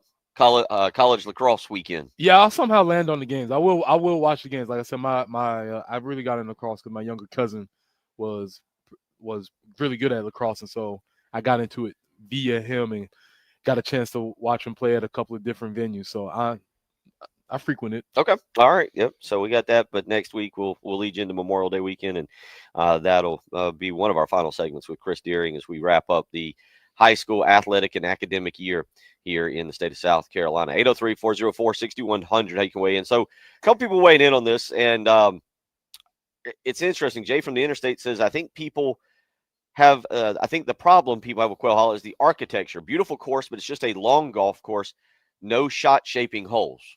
You kind of, I get it. I follow with that. That tracks with some of the conversation that they said. Somebody in the article that I was reading, they said it's sort of like a local chain restaurant. Okay. It's fine, but there's nothing to really jump up and scream about as far as the holes are concerned. Another texter weighs in and says, that's true, Preston. And the crazy part is the course is comparable to the Masters course, just longer. Beautiful course, but we make the Masters a highlight. But again, there's history. There's like legitimate history at the Masters. You can't, I don't know if you can build that over 10, 12 years of just playing golf tournaments there. And again, I know it's gone through a couple different names. I think it was the Wells Fargo. I'm trying to remember. I went even before that, and I'm trying to remember what exactly it was. Maybe prior to the Wells Fargo. Now I believe it would have been the Truist Championship. So it's kind of over time. It just hasn't been around, I think, in my opinion, long enough. So it has to develop. Time. Traditions take time. And by the way, I mean the golf course has been around a long time. I just mean that playing tournaments there, to my knowledge, have not been as frequent. And like I said, traditions take time, and that's fine. It's just really for the players that have been there. The reviews are like, yeah, it's cool. It's another one of the tournament. I just haven't seen the glowing reviews. Is there a signature hole at the tournament, or is there something that people it's called the Green Mile, 16, 17, 18, but it doesn't have. That just hints that it's being long. Yeah. Yeah. And I was just looking back. They came back in 2003 and it was the Wachovia Championship. And I think it still was, I believe Wells Fargo had got in there a little bit. Yeah. Wachovia is not around no more, I don't think. Yeah, that's what I'm saying. RIP. Wachovia to the Wells Fargo. Now it's the Truist Championship. Wells Fargo's had some rough times also. but I think that's part of it, is that you just haven't had that kind of history with it for a long time. This is the second time they've played the PGA Championship there. They had it in 2017 as well. So I think to me, it just takes time, but a lot of people are weighing in, and I can kind of agree a little bit of it. Where was that text? One of them just said, it's like Charlotte. It just has no charm, kind of like the city of Charlotte. Interesting comparison. As I said, the comparison that the article made was that it was a Kardashian-esque. It was very pretty, very manicured, but there was nothing behind it. There's nothing there. It's modern, it's pretty, it's beautiful, not a lot of character to the place. Whereas those golf tournaments that you talk about, i.e., obviously nothing's the Masters, but All the Masters is character and tradition and Right. all of those different types of things. With that being said, if my guy Jonathan, with his very interestingly spelled name, if a and I do not like this term, but I cannot think of one on the spot. But if a lesser known or no name golfer wins a lesser name or no name tournament, does that even make it even more I hate inconspicuous? To say it's just, this is kind of like my this is really more than my basketball hot take, my NCAA tournament basketball hot take of I don't want to see the mid majors in the Final Four. Yeah, you want to see the dudes. I want to see. I want this to come down to the last few holes. Albert on Twitter hit me up and mentioned Scheffler yesterday was inconsistent, still finished at -2. If he cleans some things up, he should be in the hunt on Sunday. And yeah, I can kind of agree with that. But I do want to. McIlroy yesterday was +3. He's outside the cut line, at least right now. DeChambeau was even yesterday. He just didn't get the stars didn't really get going. Yeah, and I will say that's for golf. This kind of goes back to what we talked about with the run of the Masters, the Heritage, Scotty Scheffler being so good a couple weeks ago. Your big names are performing. And when you get to an event like this where maybe you're definitely your more casual golfer is going to tune in, you need the big names at the top so people go like, oh, I recognize that guy. I'm a casual fan. I know those names that you just said. If I tune in and I see them at the bottom of the leaderboard, I'm maybe less likely to continue watching. So 803-404-6100. Again, we are live from Pro Swing this morning, 4708 Forest Drive. We talked a lot of baseball, South Carolina 6-5 last night. We spent really the whole first hour talking about that. And we'll get back into Preston's question because several of y'all still weighing in on it being a walk-off. Did South Carolina walk off LSU last night? By definition, if words have meanings and words mean things, I don't know. But maybe words can change. There you go. So so South Carolina last night 6-5, and after the game, I'll tell you what, Jen.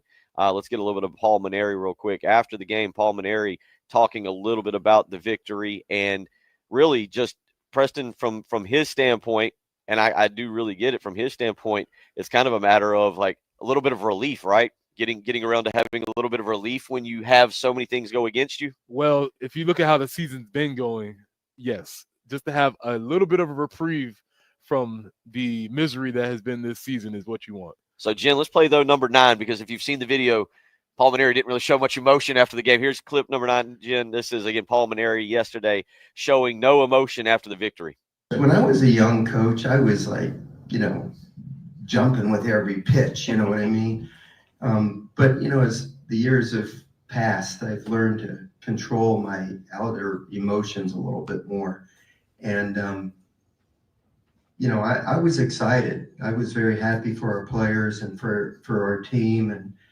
But I also know there's 2 more games this weekend too. I want let the kids celebrate. They had a wonderful celebration out there, and I was just kind of soaking it all in, if you know what I mean. I didn't want to be jumping around like a 18 to 22-year-old. I wanted to just kind of absorb it all, and it was a wonderful win for our kids. I was so happy for them. But it's just not my nature anymore. I haven't for years, been a big jumper around and doing those kind of things. It's all about the kids as far as I'm concerned. All about the kids. That's why I wanted to work, man. I love that answer. That's a brilliant answer. Also, on the other age of experience, it's like, yeah, this is great. But maybe Paul was also saying it's not really a walk-off. Maybe that's what he was really thinking in his mind. Like, it's cool. He better take what he can get right now, okay? That's only the 6th one of those in conference play we've gotten to experience. Take what you can get. 803-404-6100. When we come back, we'll actually give you a chance to win a family 4-pack of tickets to tonight's game. So hang around. Big game. Biggest game of the year. It is. Yes. Game of the year. We'll give you a chance to win those when we come it's the back. Start of a new era. That's correct. Right. Yeah. All correct. New goals, new eras. All of them are in front of us. There you go. The thing we do best, be slightly dramatic on this program. 803-404-6100. You're listening to the early game. Bill Gunner for the Ecton Law Firm. Have you received one of those mean, nasty notices from the IRS? Are they after you or your business? Well, if so, you don't need to play around with that. You don't need to navigate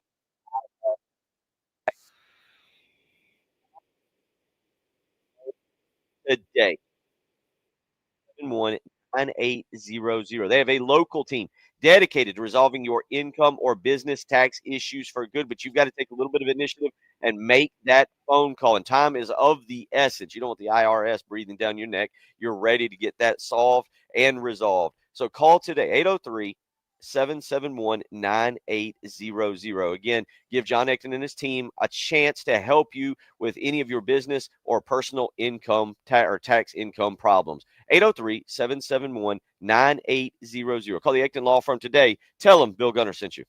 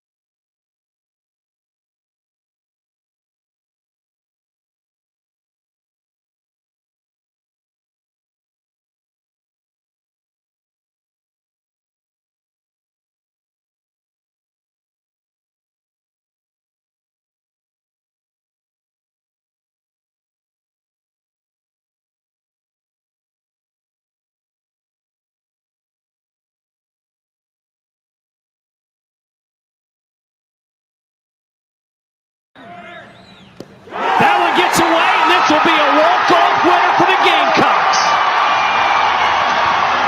Gamecocks win.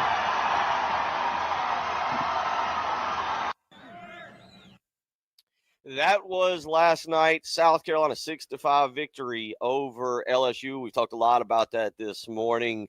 But Preston's questions, and he's got a definition. Dennis Eckersley defines a walk-off as Preston Thorne. Dennis Eckersley, Oakland A's relief pitcher, defines a walk-off as a home run where the pitcher has to walk off the mound.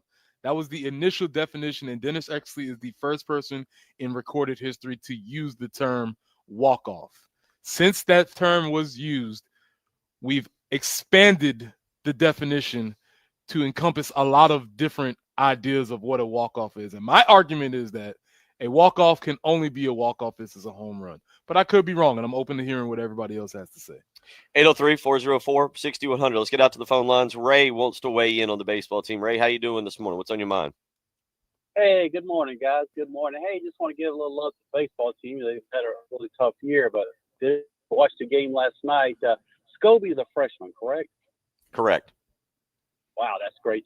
The guy that hit the triple, and I say the guy, the player, Jace, is it Molte, or I'm not sure about the last name. What is his class? I believe he's a junior. Of course, these days you have no clue. Does it really matter, by the way, anymore, Preston? I don't think it does. But anyway, but what's really important, if they can win one more game, as bad as things have been this year, if they can win one more game, they will not have a losing season, regardless of how they finish it. They can win one more game. And I could be wrong, but I think maybe they've had one losing season in the last 50 years, or it's so. If we can get at least one more win, I mean, we can salvage something out of not such a spectacular season, but big win. What a clutch ninth inning, and then the wild pitch went off a wild pitch. It's like all that stuff usually went against us this year. Finally, the baseball gods kind of shined on us last night. But thanks for letting me put it in there, guys. Appreciate the phone call. Yeah, and Jace is indeed a junior. But yeah, Preston, that's a good point. The baseball god. Are you a believer at having been an all-state first base selection? Yeah. Are there baseball gods? Yeah, they come around. They frown on bad teams often. Okay. Oftentimes the baseball guys seem to be in cahoots with the good teams. With the teams. Yeah, it's crazy how that works. It's interesting how that works. But and they frown on the ones who make a lot of errors and walk batters. But yes, last night they did get a break, and they did get another opportunity to win the game. And to Ray's point, I told you last segment, you don't want to be the worst team in a franchise's or an institution's history. 1-10 was terrible in 1998 football. It was terrible, but nobody talks about that team. Everybody remembers 0-11 because they were the worst. And so that's why these games are still big. Yes, they're not playing for postseason, even though they did last night. Bill, what did they do last night with that win? What did they do for the postseason? Well, they clinched the 15th spot. That's correct. Clinched the 15th spot. If you were locked in like some of us were, you saw Missouri lose to Mississippi State so that they could secure the 16th. They secured the bottom for us, and we clinched the 15th spot right above them. So South Carolina, to answer Ray's question, has not had a losing season since 2022. Mark Kingston went 27-28 that particular year. But before that, before 2022, you have to go all the way back to 1996, the last time South Carolina had a losing season. 25-28 under June Raines. That was actually the very last year of June Raines, the June Raines era. And then I wonder why. And then if you want to have to go back before that for a losing season, 1970, the first year of Bobby Richardson. So 1970, 1996, and 2022. It was just funny. He's like, yeah, a revision is like, yeah, that probably was going to be the last time. Probably was going to be the last year. Listen, man, you don't want to end up there. You don't want to be mentioned in these conversations with these teams. Yes, there's been teams that have not been great, but you don't want to be the worst team. So big night tonight for those players. And maybe last night gave them a little bit of confidence. And also it was also Mark Kingston who set that dubious 8-win mark there in 2019. That was a 28-28 team. They did not have an overall losing record, but they went 8-22 in conference play. And you wonder why people around here were not here for the Kingston era, because there was a lot of things that did not go right during that time. Despite, yes, maybe making regionals, yes, fumbling their way to a super regional. Looking at the history, yes, people are very justified in saying, yeah, that era was not great. Well, I mean, that's what we just did. Now, if we go back to 1970 and you're going for 54 years of the Mark Kingston era, he had 2 of the 4 worst seasons they've ever had. And again, he did get to 8-22 in 2019, and that's what this team is fighting to do. Big game. I told you it's a big game, Bill. You got to win this. Unfortunately, you don't want to have these types of games against the number 1 team in the nation. You know, you really go back and we talk about the history of South Carolina baseball. It's this was a proud program that was winning 40 games on the regular, and now since 2015, let me backdate this here. Since Ray Tanner left, South Carolina has won 40 games just 4 times, and 3 of those came in the first 4 years after Ray Tanner left. So, that is a problem. Mark Kingston got to 40 wins in 2023 when they got to the Super Regional in Gainesville. But other than that, since 2016, South Carolina's had just one 40-win season. So you talk about how the baseball program is, and we talk about the documentary that was on Wednesday night. This isn't the same baseball program it was a long time ago. 803-404-6100. So let's give you a chance, though. Let's give you a chance right now to win. Jen, did you say we have 2 family 4-packs? We do Callers, indeed. 2. All right. So we'll take callers 3 and 4. Callers 3 and 4, 803-404-6100. 2 family 4-packs of tickets to tonight's baseball game against LSU. It's going to be a nice night. You mentioned it. Go out.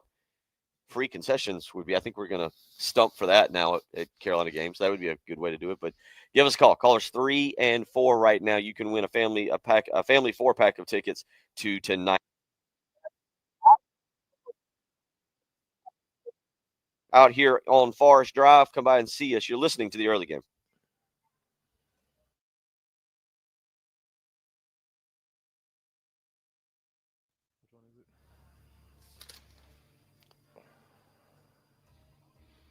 Broadcasting live from the Herndon Chevrolet studio.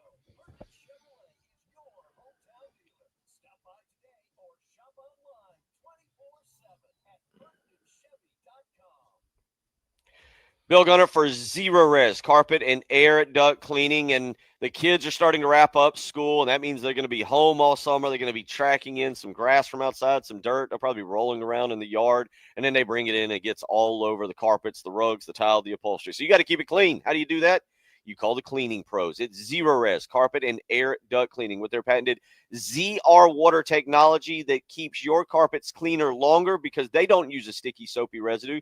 They don't use harsh chemicals. They just do a phenomenal job of cleaning. I know I've used them before for my home, and I encourage you to use them as well. Mention me, Bill Gunner, at 107.5 The Game, and get 3 rooms of carpet clean for just $119. You heard that right. Mention me, Bill Gunner, at 107.5 The Game, and you'll get 3 rooms of carpet clean for only $119. Give a phone call, 803-262-4020, or book online, ZerorezColumbia.com. Zerorez, spell it backwards or forwards. It's the right way to clean.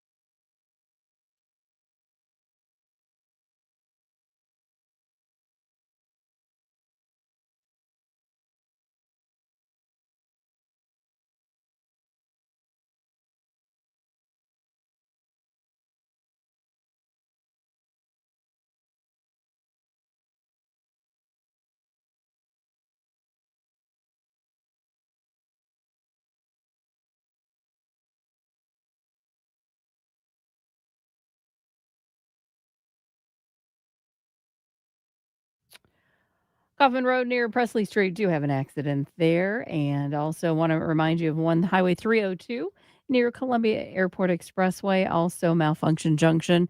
Still trying to get things cleaned up. I-26 eastbound at I-20. Beautiful forecast on the way, kind of getting a taste of summer. 93 for the high today, 90 tomorrow, 88 on Sunday. But the sun is working its way out, and it's 74 at 107.5 The Game.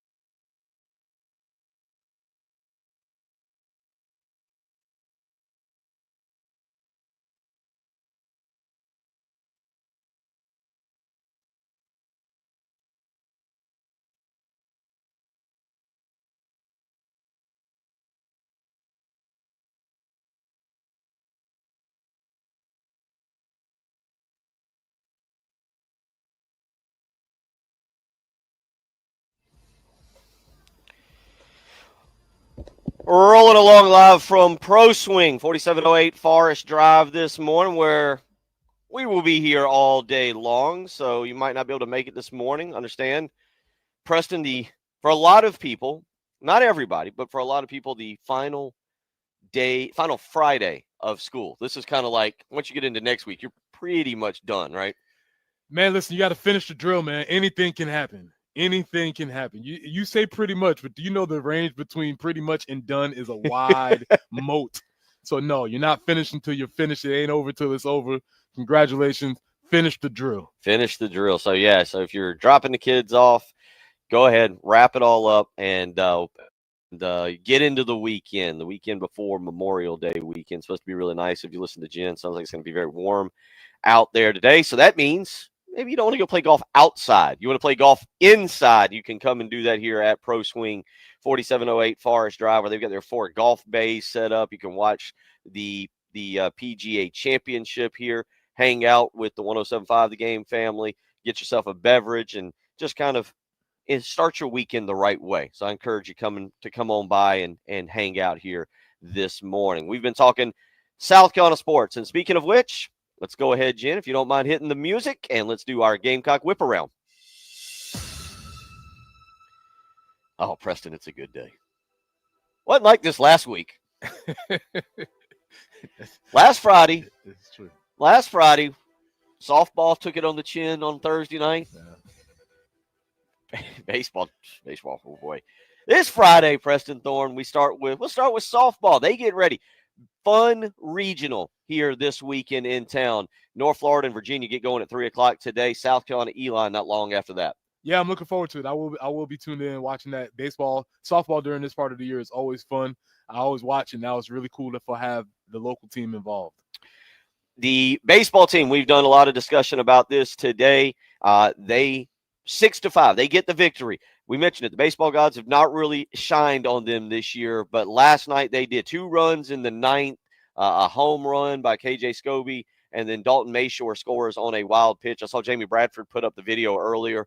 He wasn't sure who was going to get the home plate faster, Dalton Mayshore or Monty Lee, the third base coach. Yeah, he's trying to guide him like, hey, man, go. Just be like a bumper, like in the bowling. Just come on right down this way. South Carolina wins.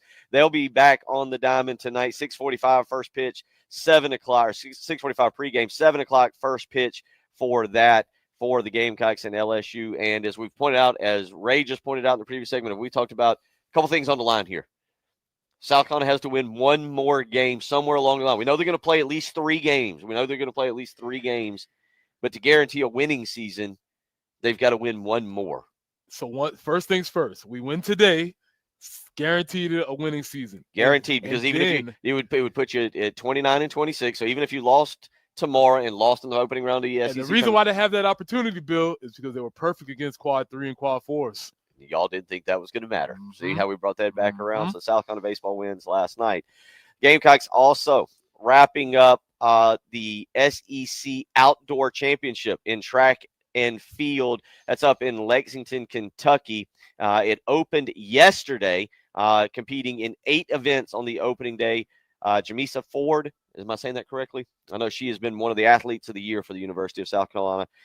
And Centuria James, I believe, highlighting the women's competition, the 200-meter sprint. The duo competed in Heat 5 and finished first and second, respectively.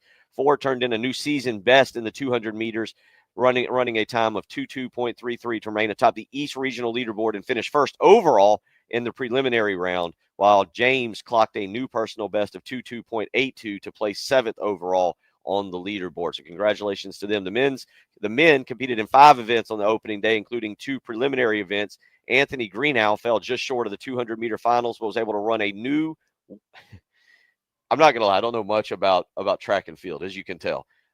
But Anthony Greenhow fell just short of the 200-meter finals, but was able to run a new wind legal personal best of 20.58.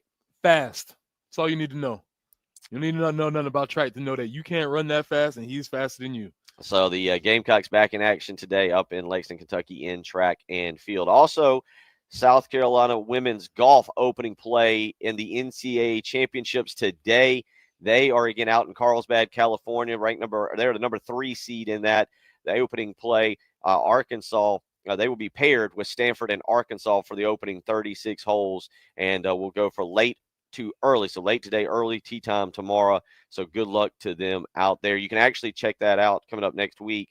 The Golf Channel having coverage, TV coverage Monday through Wednesday, but they will get going today at roughly about 2:50. So good luck to them as well.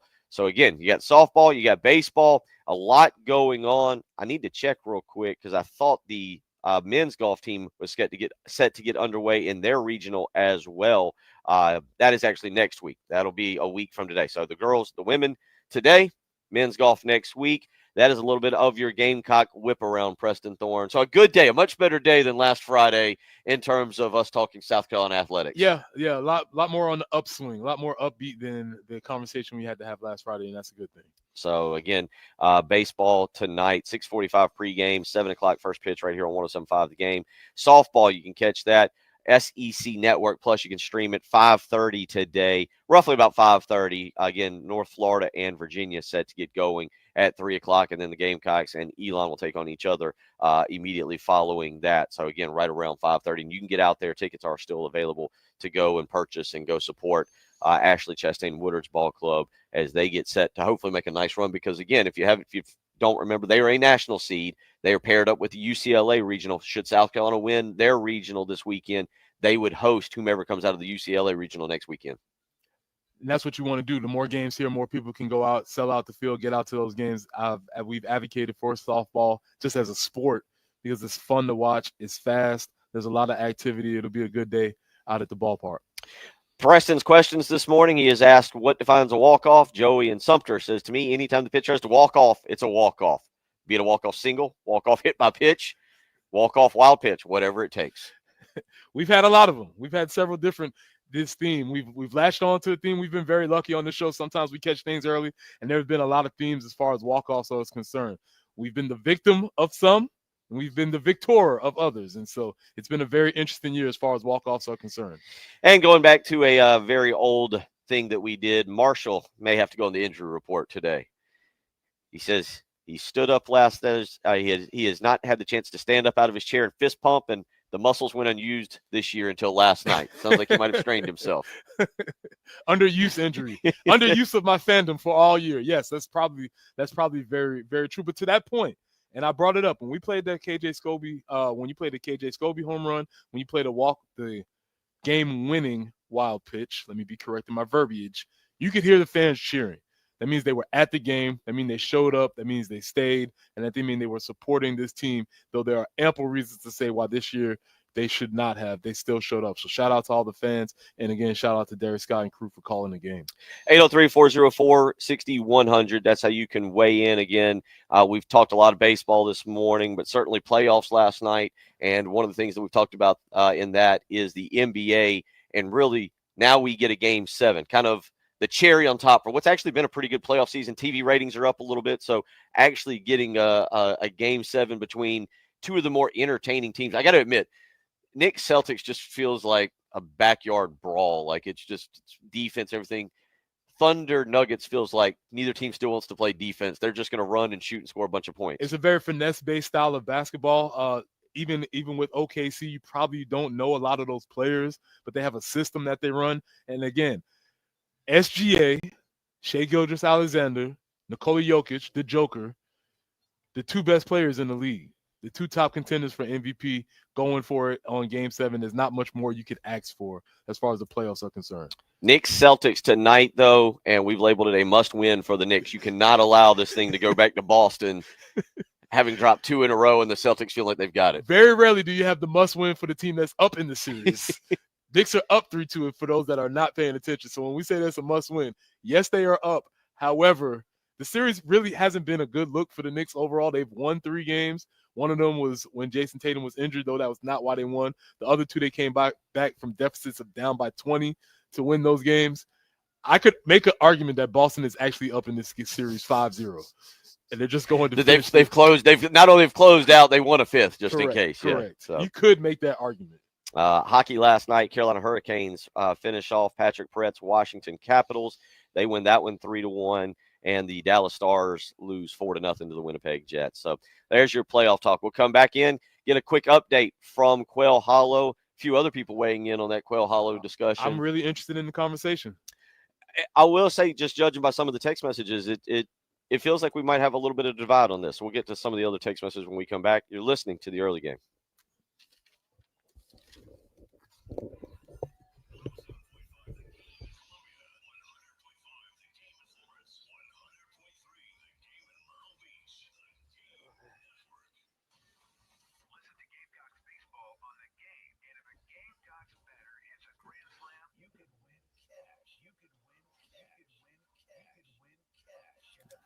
Citizens Federal Credit Union Grand Slam giveaway. Go to 1075thegame.com and register. Brought to you by Palmetto Citizens Federal Credit Union and The Game.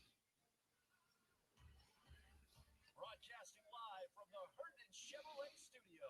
Herndon Chevrolet is your hometown dealer. Stop by today or shop online 24/7 at HerndonChevy.com.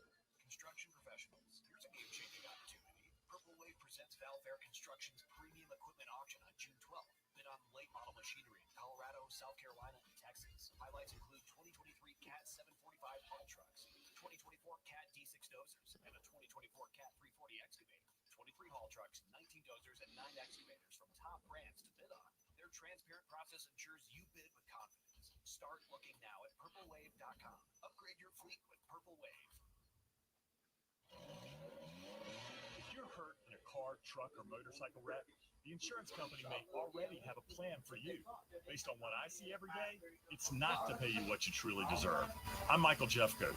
Too often, insurance companies jerk good people around, but that's what I'm here for. At the Jeffcoat firm, we fight to get injured people paid what they should get paid. Call Jeffcoat all hours, every day.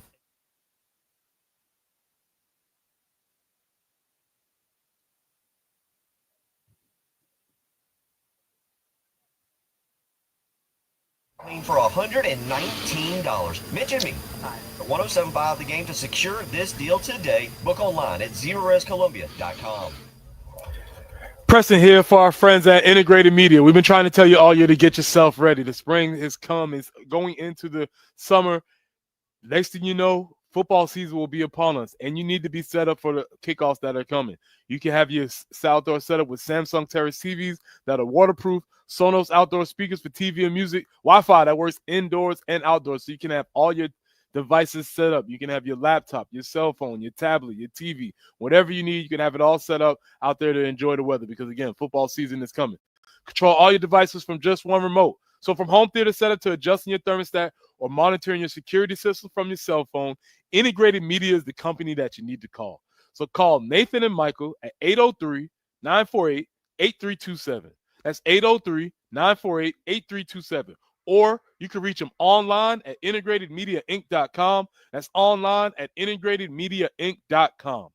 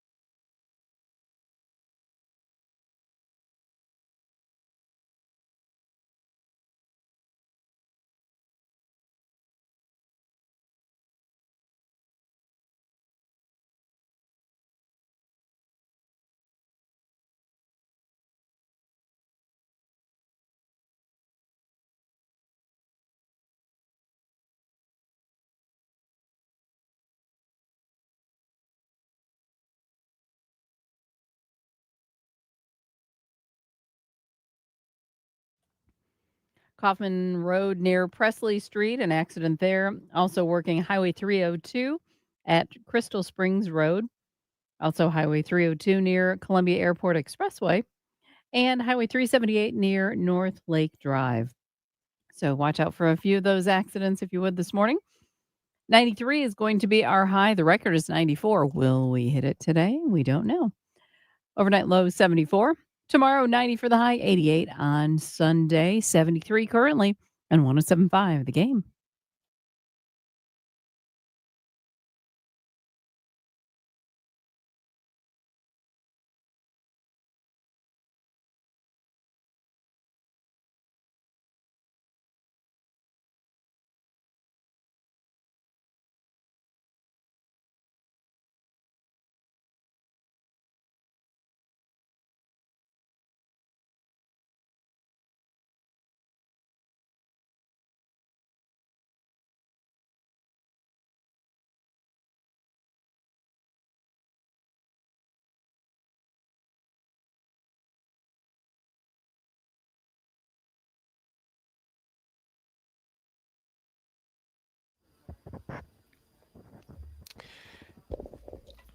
$8:17 on a Friday morning, May the 16th, final regular season weekend for South Carolina baseball.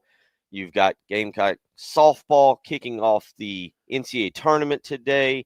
We got playoffs all weekend, and we've got the PGA Championship, Preston Thorne. And yeah, it's really interesting here because I'm reading some of these articles, and I am indeed seeing kind of what you're talking about. And the one of the things that I'm kind of reading here is I don't know if it's Quail Hollow or if it's the PGA Championship. There was an article earlier this week on golf.com, and it says why this PGA Championship at Quail Hollow is lacking major vibes. It came out on Wednesday, and it says what makes the PGA Championship special and why is a major championship visiting a traditional PGA Tour stop, where in most times like US Opens or PGA Championships have been reserved for kind of almost upper level courses. And I'm not trying to take anything away from Quail Hollow, but I do see some of these articles and questions that are being brought up that you were kind of asking about. And John Rahm earlier this week was saying when you go to Augusta, you know what you're getting.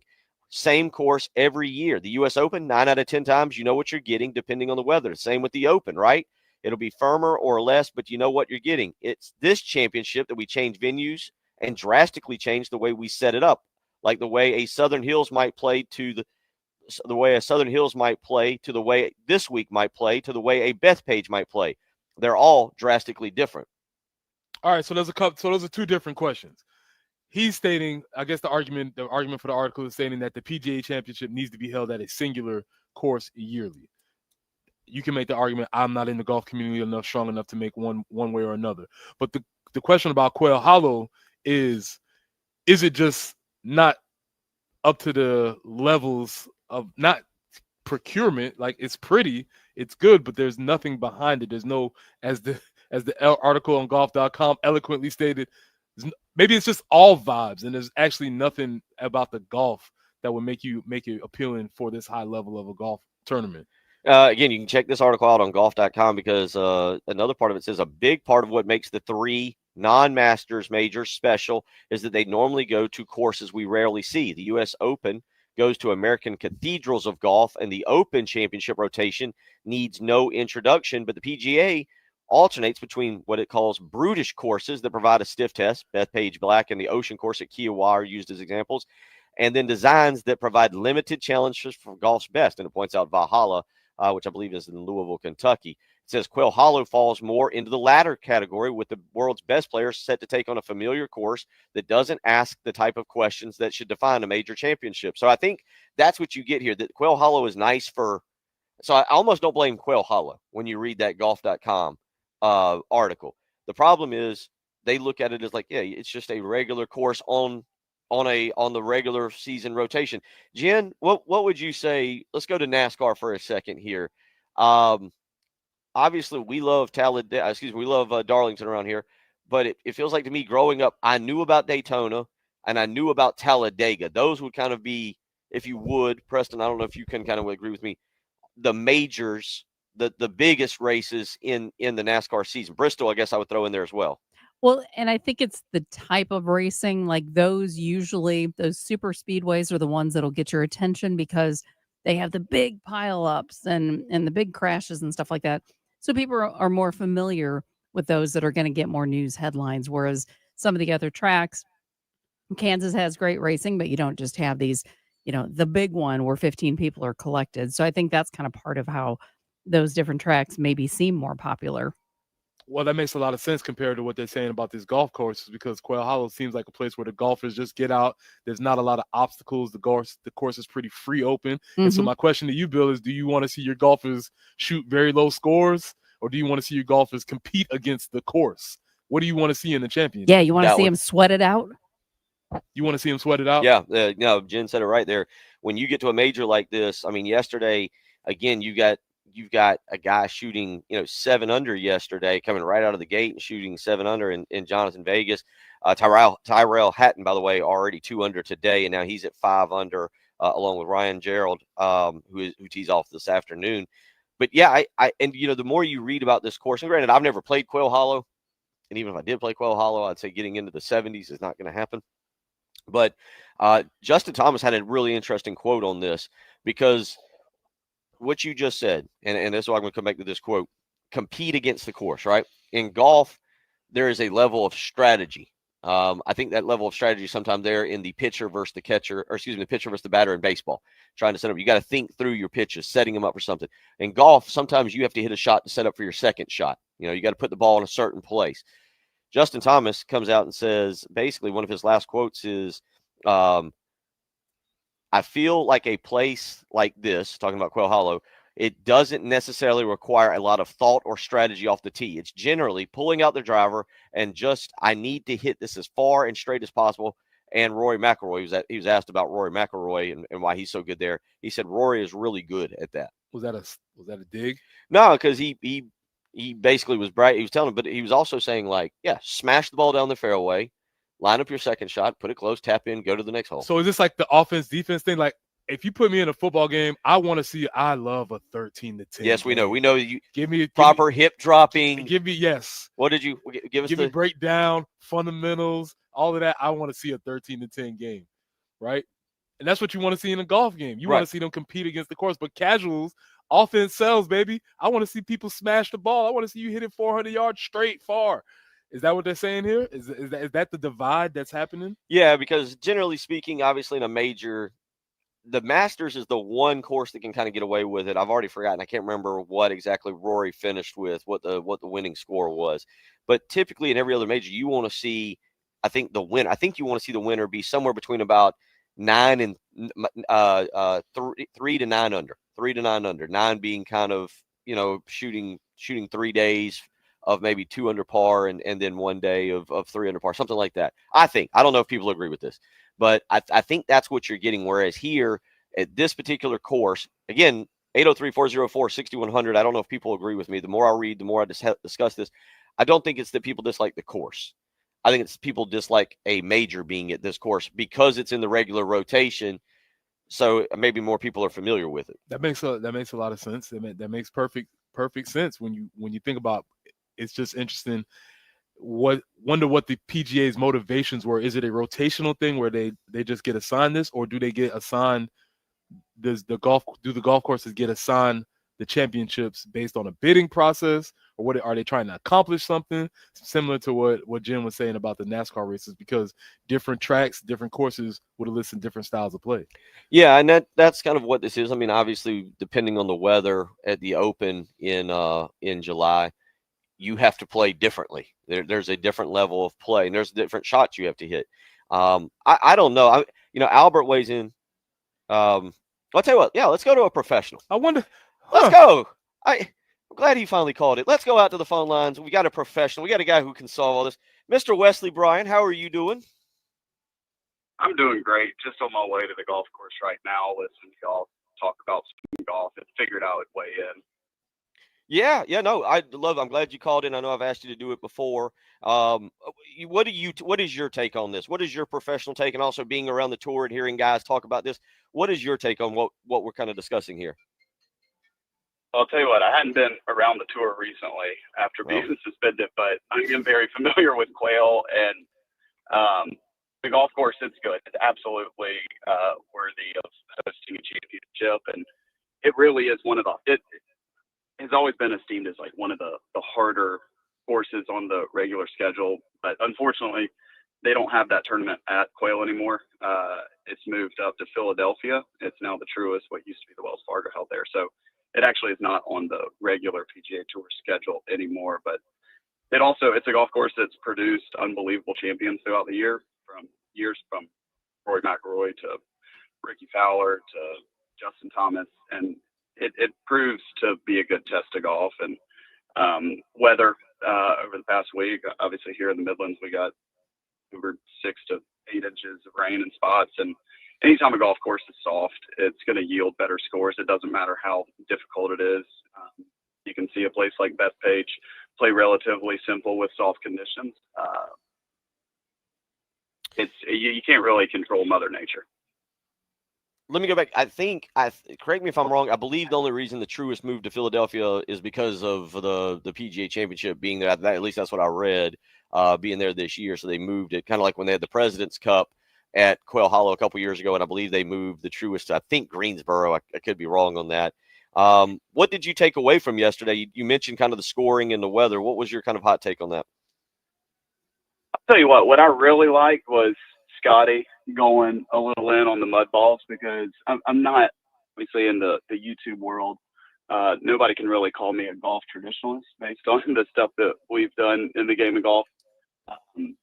I mean, mud balls, they do play a huge role in the outcome of events, it really is luck based. And hearing a guy like Scotty Scheffler, I don't know what you can do to combat the mud ball situation, but like you said, you train your whole life to be able to do something well, and hitting the ball in the fairway like Scotty often does. And when you're sitting there with mud all over the golf ball and have no control over it, it almost takes the skill aspect of.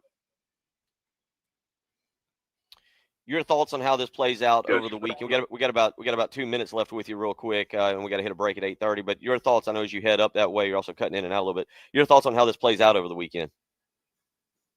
Give me Scotty Scheffler to prevail at the end. Okay, all right. Well, Wesley, don't be a stranger to the program. We do need to get in touch with you. I know Preston loves a lot of the YouTube stuff y'all do, so we definitely want to get you back on here the next few weeks and also talk about the Real Rise. I think you texted in a couple weeks ago, and I wanted to get you on about YouTube golf, and we definitely want to get you either in studio or talk with you one day and have another conversation about that. Oh yeah, I text in all the time. I've been incognito for a while. Well, glad to have you on, buddy. Have a fun trip up there, and we look forward to catching up with you in the very near future. All right, see you, brother. Take care. Appreciate it. Good. That's a true professional, a guy who knows what he's talking about. That's the thing that makes you feel bad when I'm up here running my mouth about something I have no idea, and a dude who's actually can play and knows what he's talking about is like, hey man, let me straighten y'all out. I appreciate you listening, Wes. Very good. Yep, Wesley Bryant there. Thank you again to weigh in, or Wesley Bryant for weighing in. 803-404-6100. Come back. Preston's maybe favorite topic right now in all of sports. I'll let him explain it when we come back. It's the early game.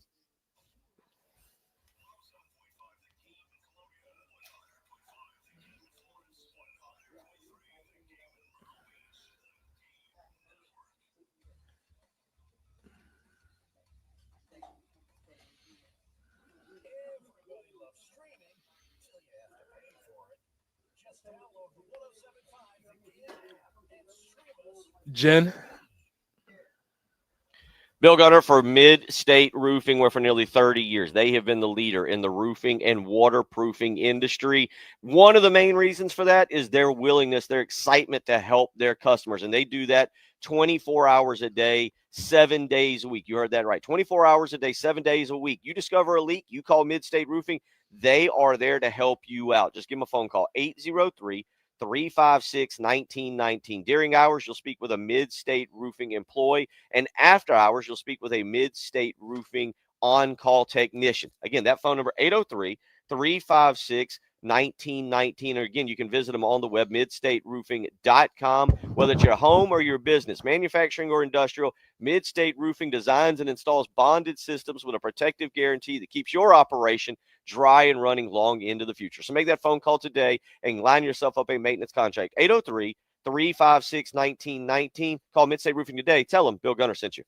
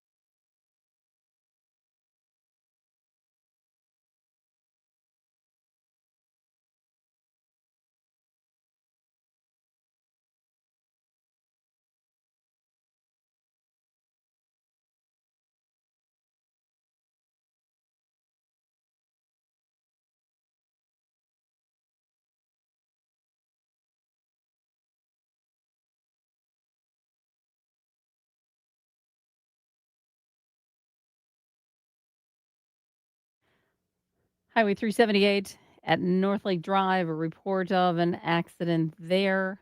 Also, Coffin Road near Presley Street. Highway 1 near Beltline Boulevard. Highway 302 near Columbia Airport Expressway. So hopefully those accidents will clear soon. 93 for our high today, 90 tomorrow, 88 on Sunday. The sun keeps trying to work its way out this morning. We're back up to 75 on the early game.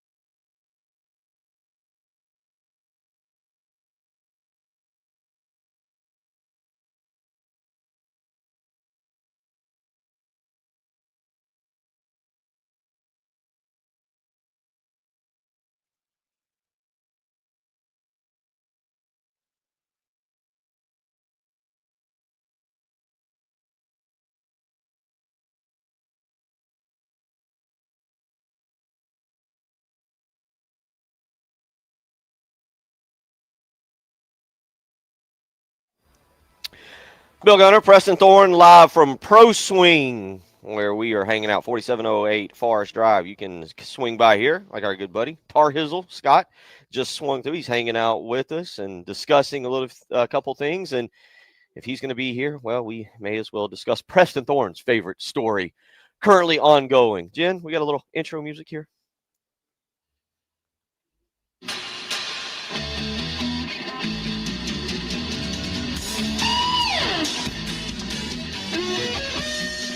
That's right, Bill. Welcome to our latest weekly installment of Chapel Bill 27514. That's right, your weekly updates on the ongoing saga between the potentially greatest coach of all time and his new gig in the ACC. Bill Belichick has given his first actual TV appearance since that debacle that happened on CBS a couple of weeks ago, and he's in full repair mode. He's in full panic mode. He is on his way to try and reclaim his image. And most recently, he was on ACC After Dark, which is I don't know what that's all about. That's a very odd title for an interview series. But he was on ACC After Dark. It was Dabo Swinney, and then Bill Belichick was speaking a little bit. And here's a clip from Chapel Bill talking about some of the distractions that might be looming around. What?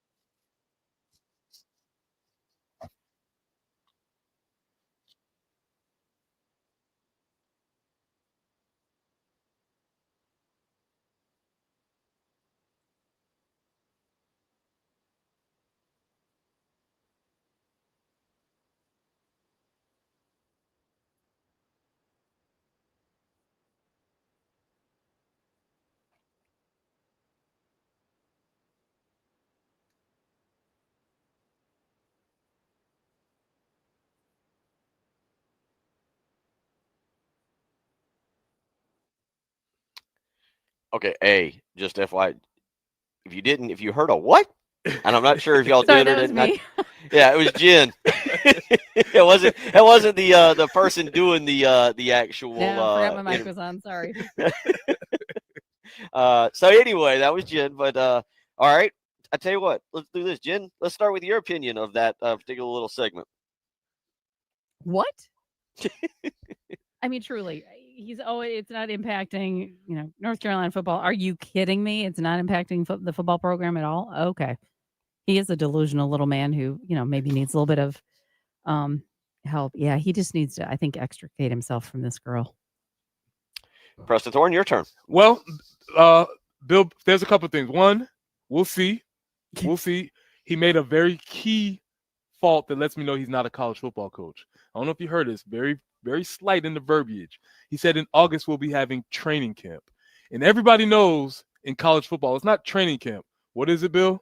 It's August camp. It's fall camp, right? Yeah. Well, there's that too. There's that. Then we get yelled at for it being fall camp. That's right. It's not fall. It's not training camp because that's the pro. So, Bill, you got to get your verbiage right on how that's going to play out. But here's the thing. He was on Good Morning America today. I don't know. He's in full damage control mode. His friend Michael Strahan has done him a favor and probably thrown him a lot of softballs, and he's able to answer those questions, and that's great. Hopefully trying to make these distractions go away, and that's fine. But if we get into the actual football, the meat of the aspects, North Carolina was ranked. They had the number 9 transfer portal coming in. So if you're a fan of North Carolina, you might say, oh, this is great. Now, people within the industry are saying, yeah, that's great, but they really were ranked number 9 because they had 30 players come in the transfer portal. So the reason why they're ranked so high in the transfer portal is because they just had a very high volume of guys. Along with that high volume, people within the industry are saying that majority of these guys did not play. So why are we talking about this again? Because we have a guy that's gone up there. Mm-hmm. And when they say we got SEC linemen, yes, they did get an SEC lineman one of them. Mhm. We're familiar with that. Everybody else may not be familiar with that. So when they can sell that, we understand who they got.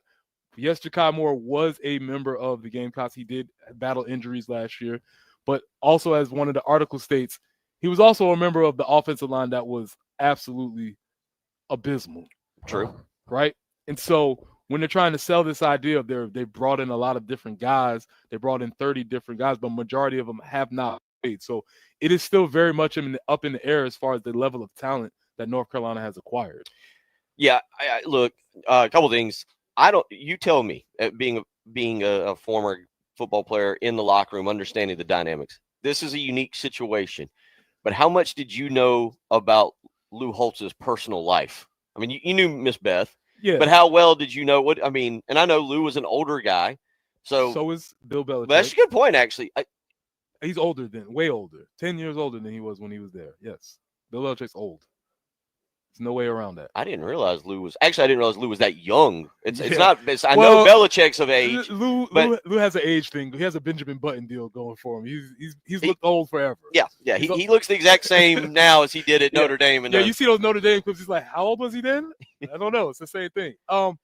Yeah, we didn't know a lot, but there was obviously a market difference. And here's the question. Obviously, Bill, I don't know if you know it or not. You may not think you're on social media, but oh, buddy, you are.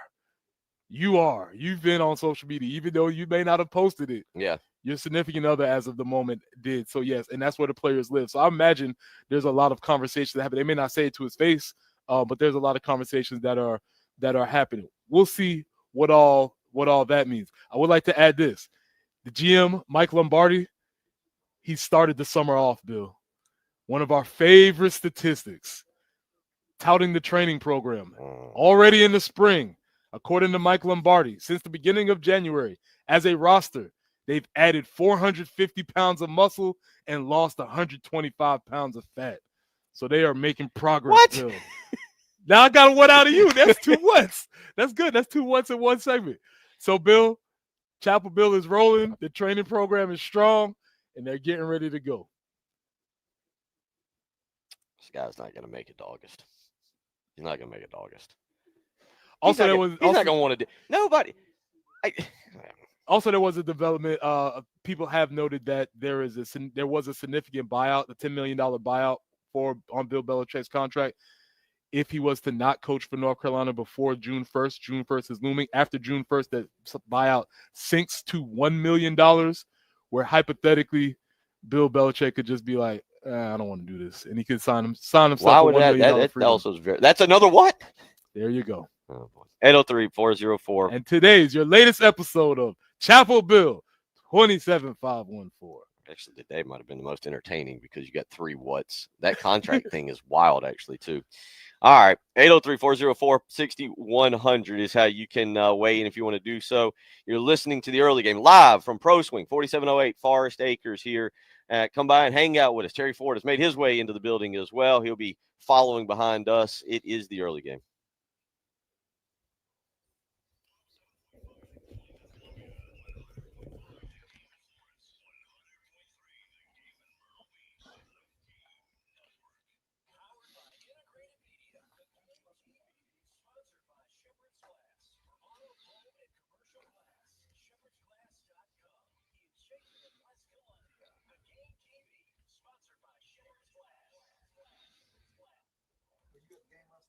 Hey, Columbia, are you looking for the best gear to tackle your lawn? Well, Cato's Power Equipment has been family-owned and serving the Midlands since 1983, and it's helped everyone from weekend warriors to professional landscapers. That's over 40 years. Third generation owner Ben Cato provides top-notch service, great deals, and the mom-and-pop values that you love. And Ben is determined to raise the standard of sales, service, and retails. At Cato's, they are proud to offer a wide selection of new and pre-owned mowers, tractors, and more. So if you're ready to invest in something new, the friendly team is there to make the process easy, help you choose the right equipment, find financing options, and keep your gear running strong with expert service and parts.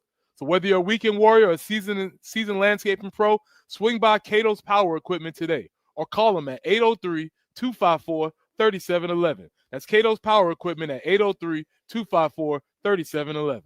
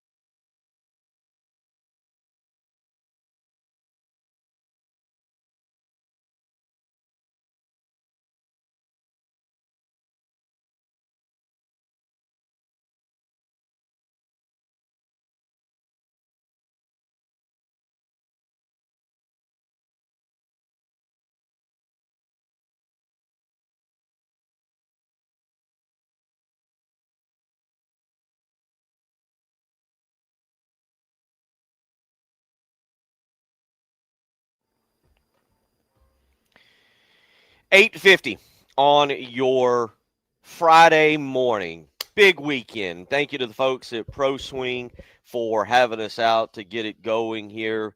Baseball tonight, 6:45 pregame, 7 o'clock first pitch. Biggest game of the year. Biggest game of the year, Biggest Bill. game of the year. We've called it all year, but this is the one. There's two things at stake. Tonight, you have to win this one first in order to avoid a losing season, correct? Yes. And once you win this one, that sets up for a massive match on the weekend. A huge game tomorrow. Huge. As I've said before, it's fine to be bad. You don't want to be the worst. 1-10 was terrible, but 0-11 is memorable. You don't want to be the worst team. Memorable. Yeah, not in a good way either. So we got that coming up later today. I believe I said SEC Network Plus for the streaming for the softball. It's ESPN Plus. I got to admit, I got the ESPN package. It's kind of one and the same to me. It's just whatever pops up. But I believe it's ESPN Plus, and there is actually a difference. I say that because if you have SEC, if you have like DirecTV or YouTube or whatever, you can get the SEC Network. I know this is one of your. All right, Jen, I see a thorn coming on Monday morning. We'll see if I can find this game today. It might be a major thorn because I don't know if I'm going to be able to find it. I think I got it somewhere, but I don't know if I find it. I'll get there. 3 o'clock, it starts over at Beckham Field with Virginia and North Florida, and then South Carolina and Elon after that around 5:30. So you got that. You got a Game 7 in the NBA. We got tonight feels like a Game 7. Though it's Game 6, but it feels like Game 7 for New York and Boston. Listen, man, as I've stated, it's a must-win for the team that's up in the series. And I don't know if we've seen this before, but the Knicks do not want to blow a 3-1 lead in a series in which, honestly, they probably have lost every single game. I'm sure there's an advanced metric that could show that actually Boston's up 5-0. So you've got that. That's the big stuff. We got a little bit of hockey as well. But we've also got the Players' Championship and just some updates right now. Colin Morikawa has come out of the gate pretty hot. He is 2 under 4 today, now 3 under for the tournament. Tyrell Hatton has come out of the gate hot. He is 2 under through 4, 5 under for the tournament. Max Homa, 4 under so far on the day. He has gotten himself into red figures. He is -2 for the tournament. Scotty Scheffler this afternoon, 147. He's part of that marquee group that is he, Xander Schauffele, and Rory McIlroy, and they will get going at 147 this afternoon, Preston. And you heard Wesley Bryan call in. He's going with Scotty Scheffler. So am I. May as well. Wesley says it's good. I'm saying it's good, too. Yeah, rolling with it. Thank you to Wesley Bryan for appreciate you listening, bro. And calling in. Xander Schauffele at +1 right now. It's still obviously very early on Friday, but the projected cut is at +1. And if that were to follow through, you'd have guys such as Shane Lowry, Ricky Fowler, Sepp Straka, Jordan Spieth, who's going for the career Grand Slam. You'd have Rory McIlroy. You'd have all these guys. Brooks Koepka was another guy that I really liked this week. You'd have these guys missing the cut if that does come to fruition. Phil Mickelson is at +8 right now, so that's not particularly great either. Phil's playing? I didn't even realize Phil was out there. He's got his aviators on or whatever, looking like he's about to arrest. He looks like he's the guy who's about to go and arrest Scotty Scheffler. I didn't realize Phil was still out getting out. But they're getting going up there, and we will be rolling along all day right here at Pro Swing. Come on by this morning, watch some golf, talk some golf. You can talk to Terry and Jack. Terry has had a long week. He is just exhausted. He's worn out. He looks like he's aged. He looks like Lou Holtz kind of right now. He's had to do multiple shows. He's had to do you know how much Tyler is. Terry looks like he looked like that last Friday. Now that I think about it, he looks like that all the time. It's not actually the show. So, but come and hang out here all day long. Jay and Elijah will be here later on this afternoon as well. Pro Swing been absolutely fantastic to us. I tried to hit some golf balls. It didn't go well. You didn't warm up properly. Yeah, I'm sore already. It's been a lot of fun. We'll get you ready. Memorial Day weekend, next weekend. Lacrosse, we're going to have lots of lacrosse talk. We'll have some lacrosse talk, and I got to ask Patrick some questions, man, because I think Ovies might be getting cut. We're going to track him down next week as well. Jen, appreciate everything back in the studio. Appreciate you, Jen.